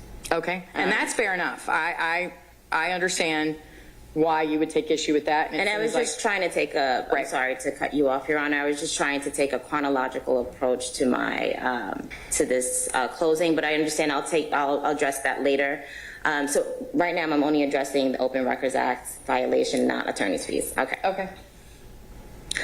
All right, so I'll just shoot straight to the actual request. So from when we started this case, yes, the complaint listed about approximately 13 requests, okay? However, based on how the case was moving and based on the legal arguments and the factual arguments made by the plaintiff, the only issue that was talked about, argued, pursued, demanded were the critical mention records. The other requests didn't even become an issue until after plaintiff, i.e. Ashley Merchant, discovered that there was a special program needed to open up attachments, which granted were made available to her after documents were subpoenaed by Fulton County and IT Fulton County and provided by IT Fulton County, that we directed her to, hey, you need a PDF, Acrobat Adobe program in order to access these attachments. When she was able to access those attachments, great, thank you for these documents. I didn't know that I needed this. I didn't know I needed this special program in order to access this, these attachments. The fact that Dexter Bond could have told her if he'd picked up the phone and called her. Well, here's the thing about that. These documents weren't provided by Dexter Bond. These documents were provided by Fulton County IT. Okay? Now, I don't work in the technological department. I don't know None of us why. are qualified to talk about IT, that's for Okay, sure. so I don't know what the issue was, particularly about the attachments, but based on my assessment of the records, the documents that were originally provided by the DA's office showed that there was an attachment on the email.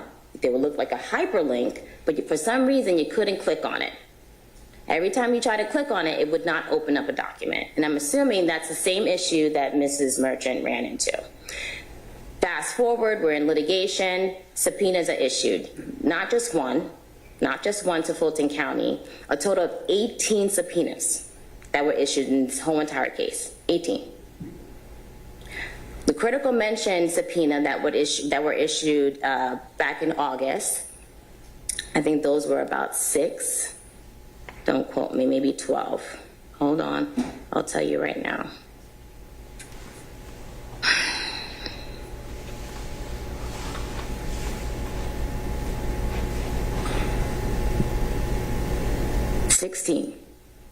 There were 16 subpoenas that were issued back in August, okay? All for critical mention records.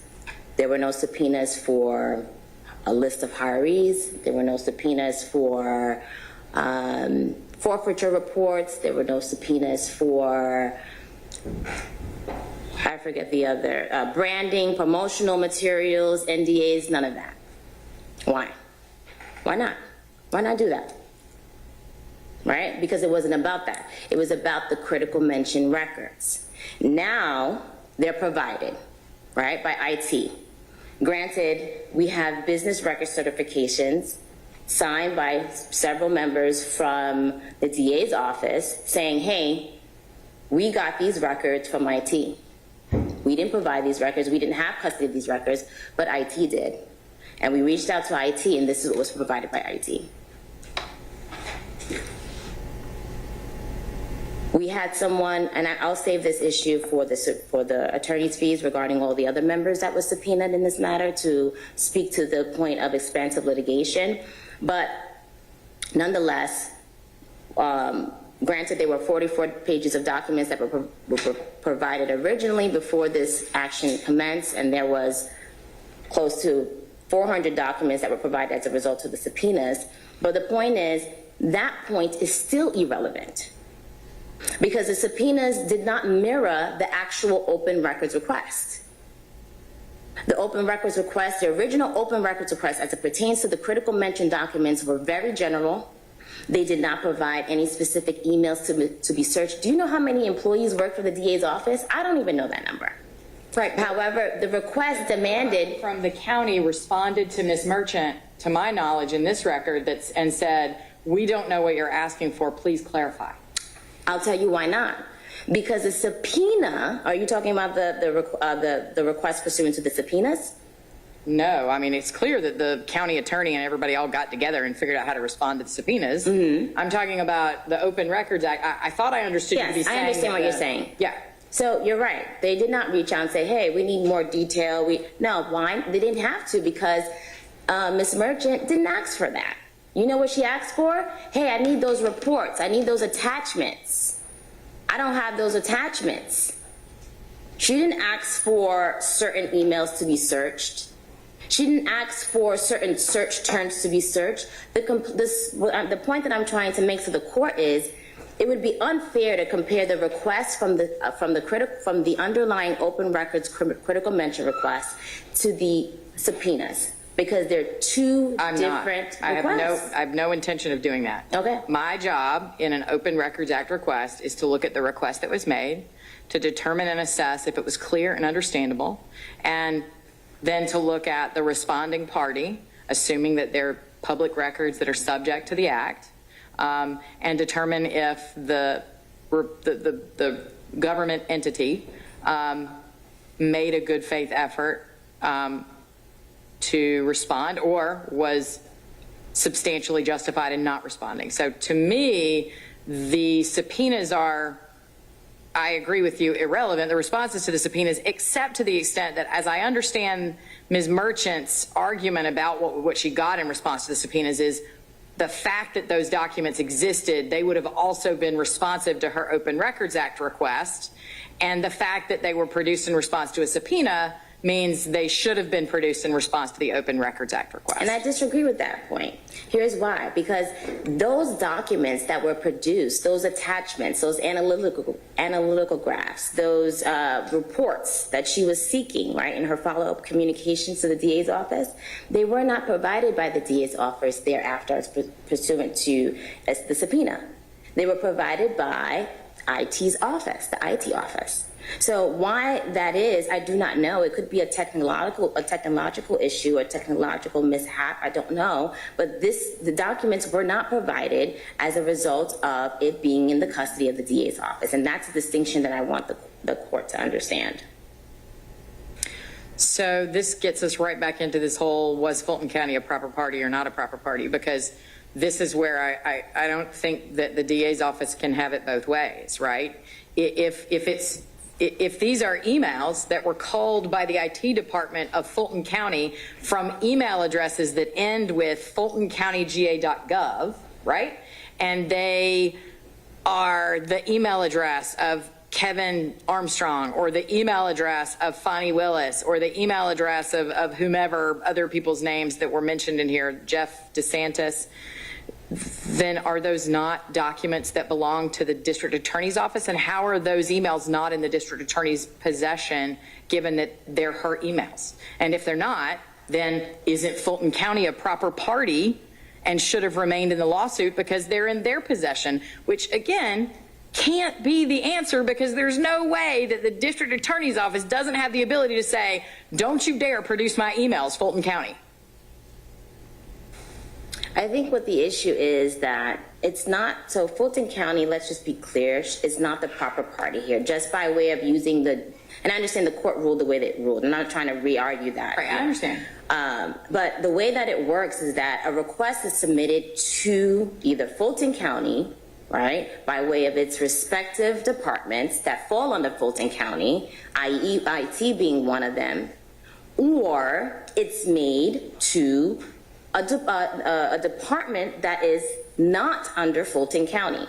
The DA's office is not a the Fulton County DA's office. Go ahead. Yes. The Fulton County DA's office, it's not a department under Fulton County. The DA's office is the DA of the Judicial Circuit, of the Atlanta Judicial Circuit. So your position is that the district attorney's office is not in possession of its emails? No, that's not what I'm saying.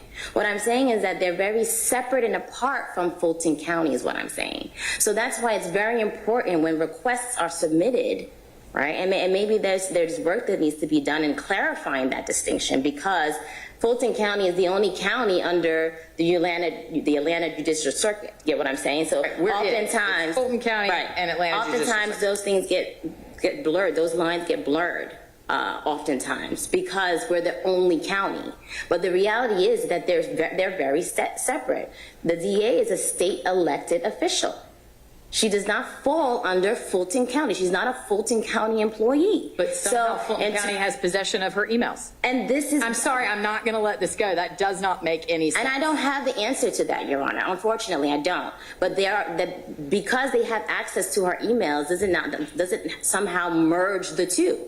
I'm not saying that it merges the two. I'm saying that if Fulton County IT was able to pull those emails, then why wasn't the district attorney's office, when it received a request to which those emails would have been responsive, able to produce them? And I think your answer is, well, they weren't in possession of them, which means Fulton County is in possession of them, and that can't be right. That doesn't make sense. Well, Your Honor, unfortunately, I don't have a response to that. I'm pretty sure there is some sort of technological response to that I do not have information to, but I do not. And right, but I'm not. And according I'm to, not talking about technology right now. What I'm talking about is Dexter Bond, right? If a request, and I'm speaking completely hypothetically, I'm not intending to tie it to the specific request here, but if a request was made for email communication about a particular thing, right?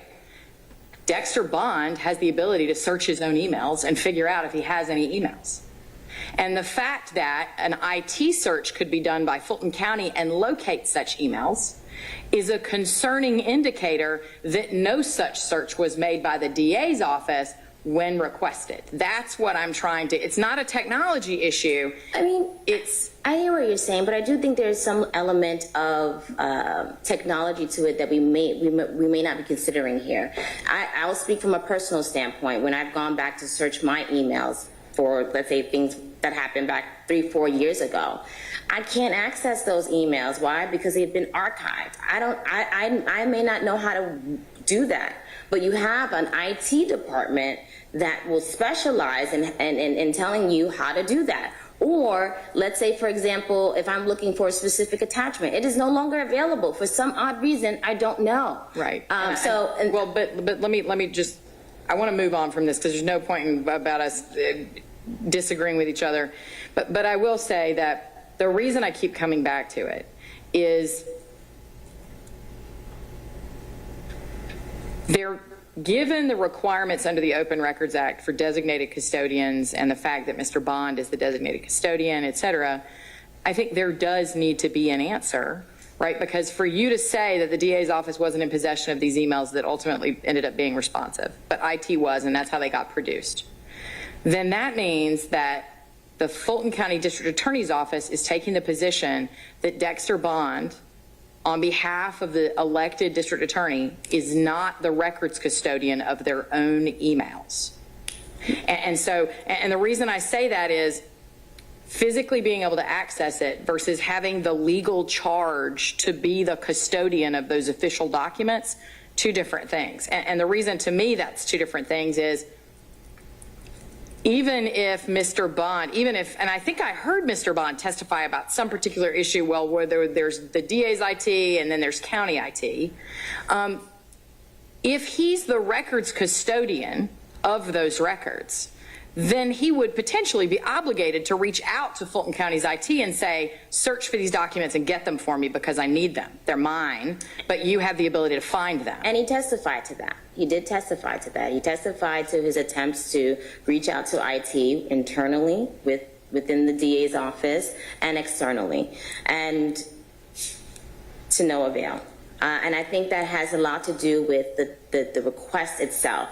It's too general, it's too overly broad. It didn't provide specific emails like the subpoena did. The subpoena provided specific emails, almost like, I forget how many people, I think it was about 16 people in that list who they subpoenaed people who used to work for the DA's office, people who currently work for the DA's office. There were subpoenas from someone from external affairs, IT. It was very, very detailed, provided timeframes, provided search terms, none of which existed in the underlying open records request. I just want to note that. Well, but perhaps again, because nobody reached out to Ms. Merchant and said, we don't know what you're asking us for, help us understand.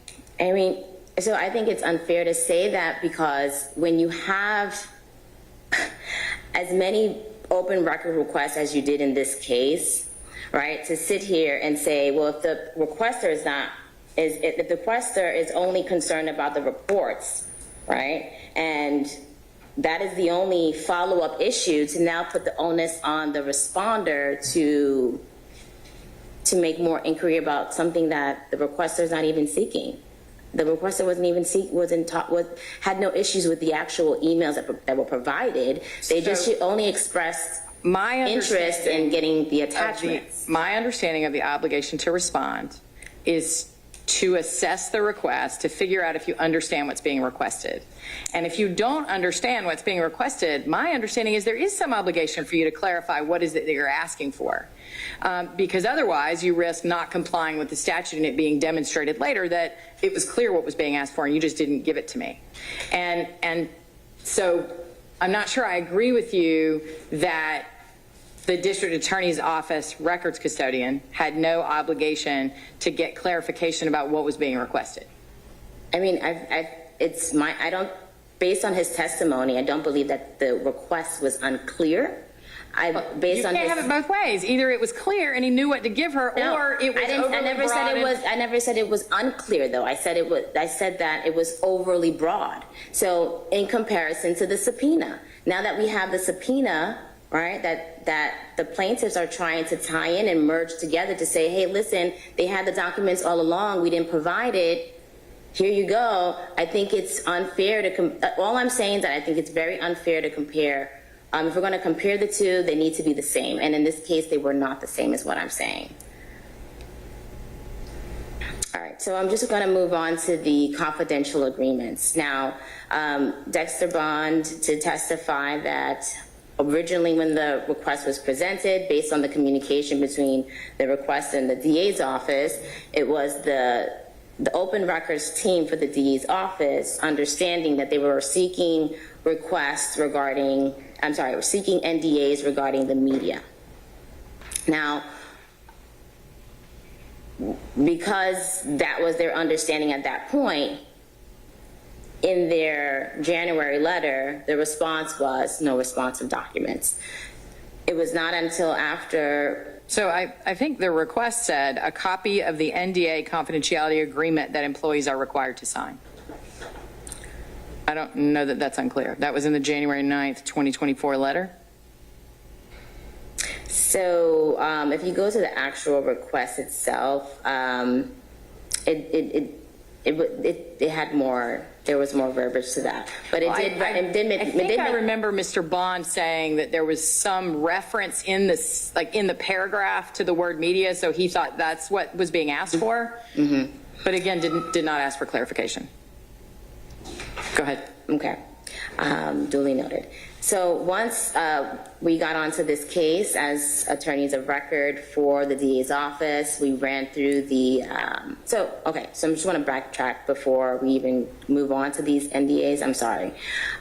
So again, it's always been about the critical mention documents. Once they were able to access the PDFs, it now became about these other things, which were the NDAs, the list of hirees. Had we known that this was an issue from the very beginning, that this is what they were seeking from this lawsuit, and that these are the documents that were still outstanding, we would have worked very closely with our client to say, hey, listen, how could we be of support to you? Maybe there's something that you may have missed in their requests, something that you may have not considered, to see if we can get the documents as quickly as possible, because the whole goal here is to mitigate litigation, right? We're not trying to have this long drawn out. I think technically the whole goal is to provide public records to members of the public.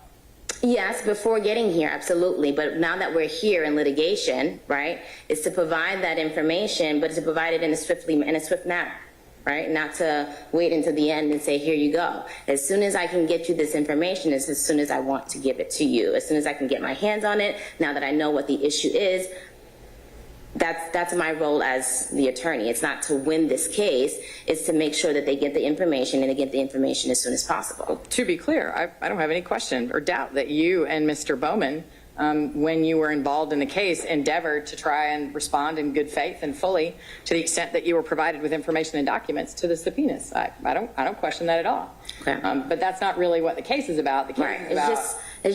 I'm just getting into my next point, Your Honor. So once clarity was provided, those NDAs, he said, okay, as Mr. Bond testified, he understood what they were asking for. Then he said, yeah, well, this is something I can look into, and that's exactly what he did. And as soon as he did, he sent an email out to his employees to find out whether or not who signed, what teams were obligated to sign these NDAs, and what was provided back to him, we provided to the requester. As it pertains to all attorneys hired, the request regarding all attorneys hired by the DA and promotional materials and branding materials. Again, we are not, according to OCGA 518.71 subsection J, public officer or agency is not required to prepare any new reports. As the court may know, summaries, compilations, not in existence at the time of the request. Thus, the plaintiff cannot expect that the defendant to create documents in order to respond to these requests. And according to Dexter Bond's testimony, they didn't have a list of hiraries, right? And so, because the plaintiff was of the impression that they should have it, again, we're back to this should or did. Ms. Monroe, I have not so far accepted the invitation from Mr. And Ms. Merchant to order you to produce something that I agree with you probably doesn't exist in the exact form that it was requested, which is a list of lawyers and their dates of hire. But it strains credulity for the DA's office to say that it does not have a list of its employees. And so let's just put that aside and move on, because I had not up to this point and do not intend, in terms of if it is still one of the outstanding injunctive relief items, to require the DA to create a list that it says does not exist in the exact form it exists. But again, if the records custodian had wanted to be agreeable, he could easily have said, well, of course we have a list of all the attorneys that work for us because we pay their bar dues and we do other things that require a list, like generate a really pretty booklet that promotes all the great work that our lawyers do, right? But we just don't have that list associated also with the date they were hired. That would have been a fair response. But instead, Mr. Bond said, we don't have that. And so I'm just saying, let's move on from that, because I'm not going to force you to create a document that doesn't exist, but I don't think that harping on that point necessarily persuades me. Okay. All right, so, and moving to the last request, dealing with forfeiture reports. According to Mr. Bond's testimony, he researched the matter. He provided a report that he had knowledge of based on his conversations with the clerk of the court, and provided it to the plaintiff. The forfeiture report that the plaintiff was seeking, however, was very different from what she was looking for. And as illustrated by Mr. Bond's testimony, the report that she was actually looking for, he had no knowledge of. Although it had his signature, it was a signature that was not affixed by himself. It was a signature affixed by another member of the office. And you know, according to his testimony, it wasn't a document that he had knowledge of, thus could not provide. It was his understanding that this report consisted of the document that he provided based on his research and based on his communication with the clerk of court. And those, in a reasonable opinion, were diligent efforts to get the information and to provide it to the plaintiff. And I'll reserve the remaining part of my closing regarding attorney's fees when the court permits. Thank you.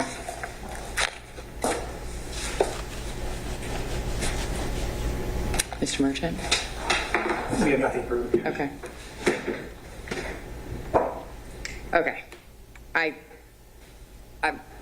apologies, Ms. Monroe, because I feel like I was very confrontational with you, and it's not anything intended to reflect upon your presence here in the courtroom and your capabilities as a fine attorney. So I apologize if I was a little more confrontational than I really should have been. So my apologies.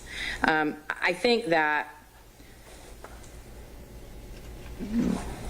what I have said several times, and I continue to struggle with, is that it appears to me that I've already said that I think either or both the Fulton County District Attorney's Office and Madam DA Fani Willis in her official capacity as the District Attorney of Fulton County are subject to the Open Records Act. And therefore, the response that would have been appropriate would, by the records custodian, who in this case is Mr. Bond, would have been to recite some procedure that he follows or some process that he follows, which I didn't clearly hear in terms of when he receives a request. The impression that I got from hearing the testimony of Mr. Bond is that there are certain types of requests they get all the time, and they are used to responding to them, and they, maybe closed criminal files, things like that, right? And that those are pretty standard. And I imagine that these requests were somewhat out of the ordinary for what the office requires or typically handles. But the fact, and this is where it really gets off the rails, that not only was Mr. Bond not able to testify to a particular process that he follows by requesting, from IT to do searches, and more importantly, to follow up with certain people, but not Ms. Merchant, about what it was that was the nature of the request. Seems to me to indicate that there's something of a problem regarding the efforts of the records custodian of the Fulton County District Attorney's Office to in good faith comply. Now, having said all of that, here's what we are going to do. I am telling you right now where I am leaning and how I'm going to rule, assuming that tomorrow the Supreme Court does not say that the District Attorney's Office and the individual officially duly elected person is not subject to the Open Records Act. So it is not my intention to enter an order today, but I do want to tell you what my likely ruling will be, because I'm going to reserve the issue of attorney's fees, right, in terms of damages that are sought. I believe, based on the evidence that I've seen, there is no dispute that the records that were sought, that the requests were clear, and that to the extent that the custodian did not understand what was being requested, it was the obligation of them to make a good faith effort to make sure they understood what was being provided or what was being requested. I do not believe that the records custodian engaged in a good faith effort to determine how to respond to the requests that were made. I also am unpersuaded by the idea, given the high profile nature of so much of what the District Attorney's Office does in Fulton County, the sheer volume of just media requests alone for public documents makes me question the idea that 13 requests from one individual was somehow overly burdensome.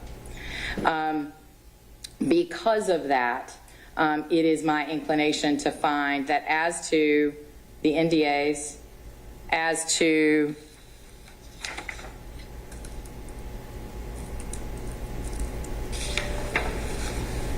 certain of the open matters, and that's the part I'm reserving, right? I have materials here from the merchants to make sure I understand what they believe, what matters are still open. It appears to me quite clear that the NDA issue is still open, right? And it may be that y'all can resolve that, but my issue really is that while I appreciate, Ms. Monroe, your assertion that the subpoenas, right, were the resolution of this problem and that they're not, that they asked for different things.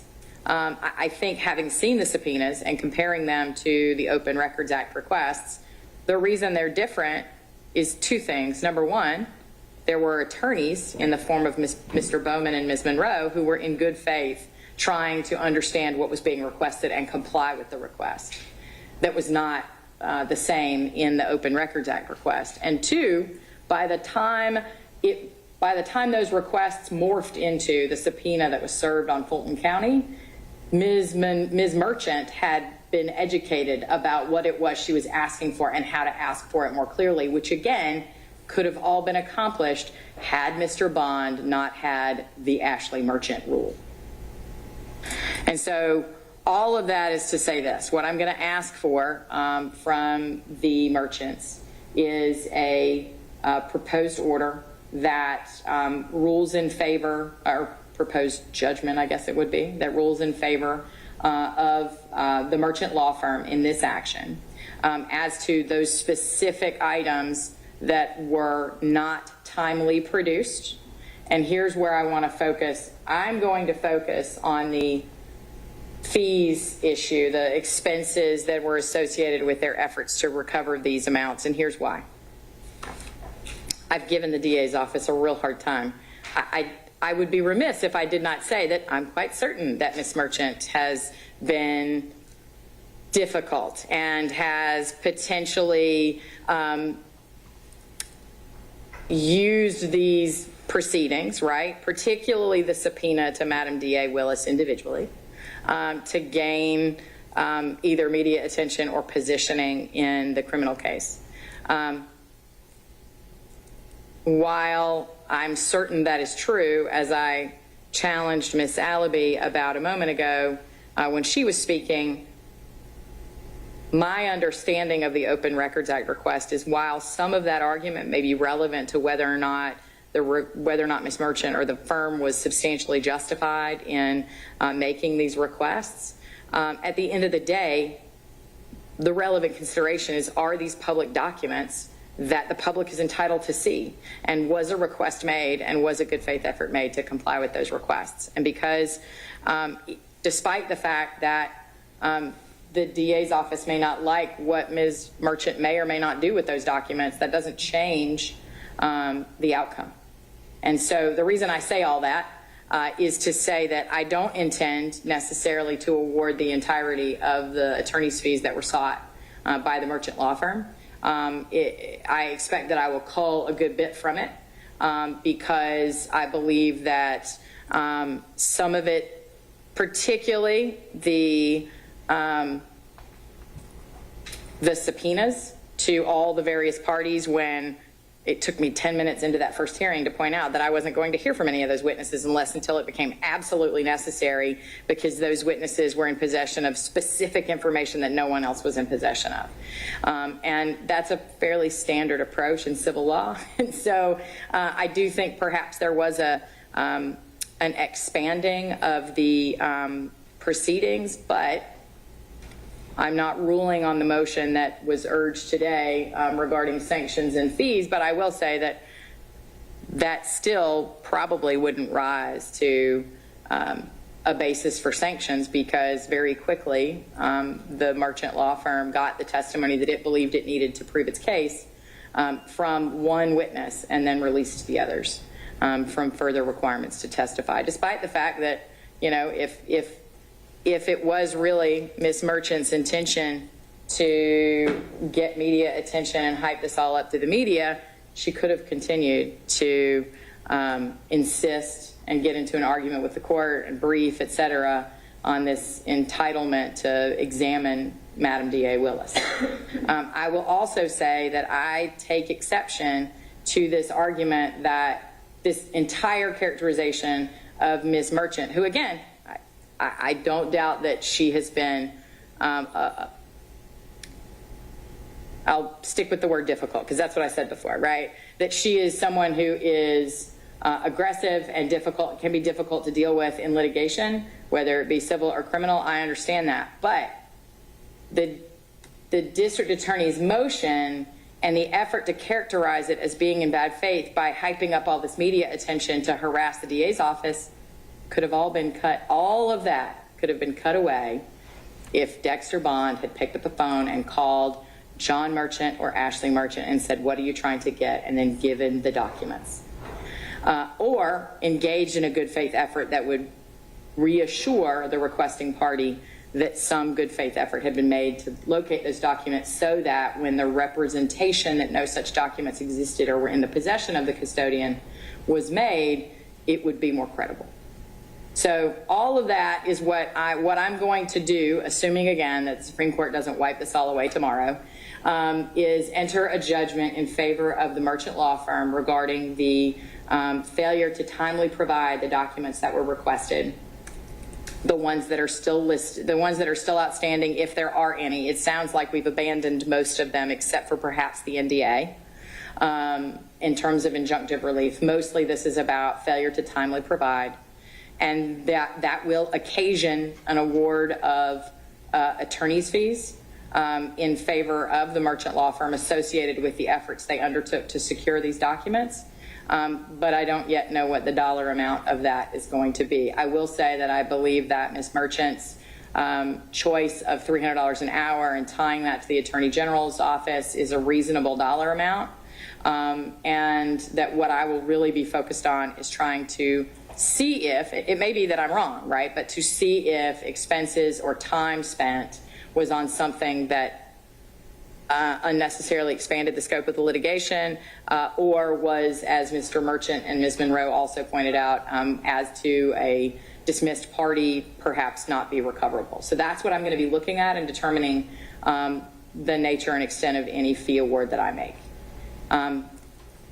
Questions about what I've just said? Ms. Monroe.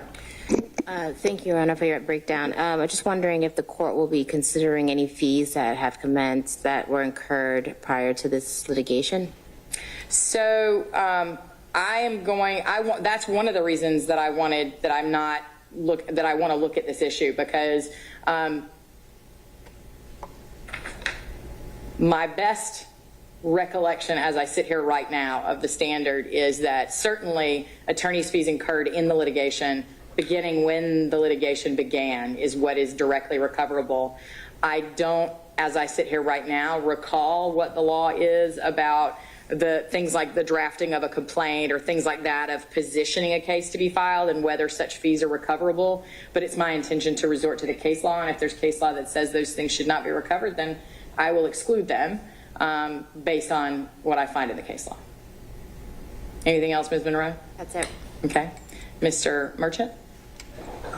No, Your Honor. Okay. Last thing is if the... I just wanted to say I promised you exhibits. Yes, thank you. If the Gonzalez versus Miller opinion comes out tomorrow and it does in fact say that the district attorney's office and or the elected district attorney in their official capacity are not subject to open records, then I assume I will be receiving a motion to dismiss the case from the county attorney, which will likely be granted, but we might have to mull through it a little bit more than that. I just don't know what it will say. I will be surprised, given Justice LaGrua's decision in the Milleron case and how expansively they were applying the statute there, if they were to very narrowly read it here. But we'll see, because I'm not on that court and I'm not in charge of that. So, anything else that anybody needs from me? Nothing from the plaintiff, Your Honor. No, Your Honor. Thank you all. Have a good day. Pins and needles for the system.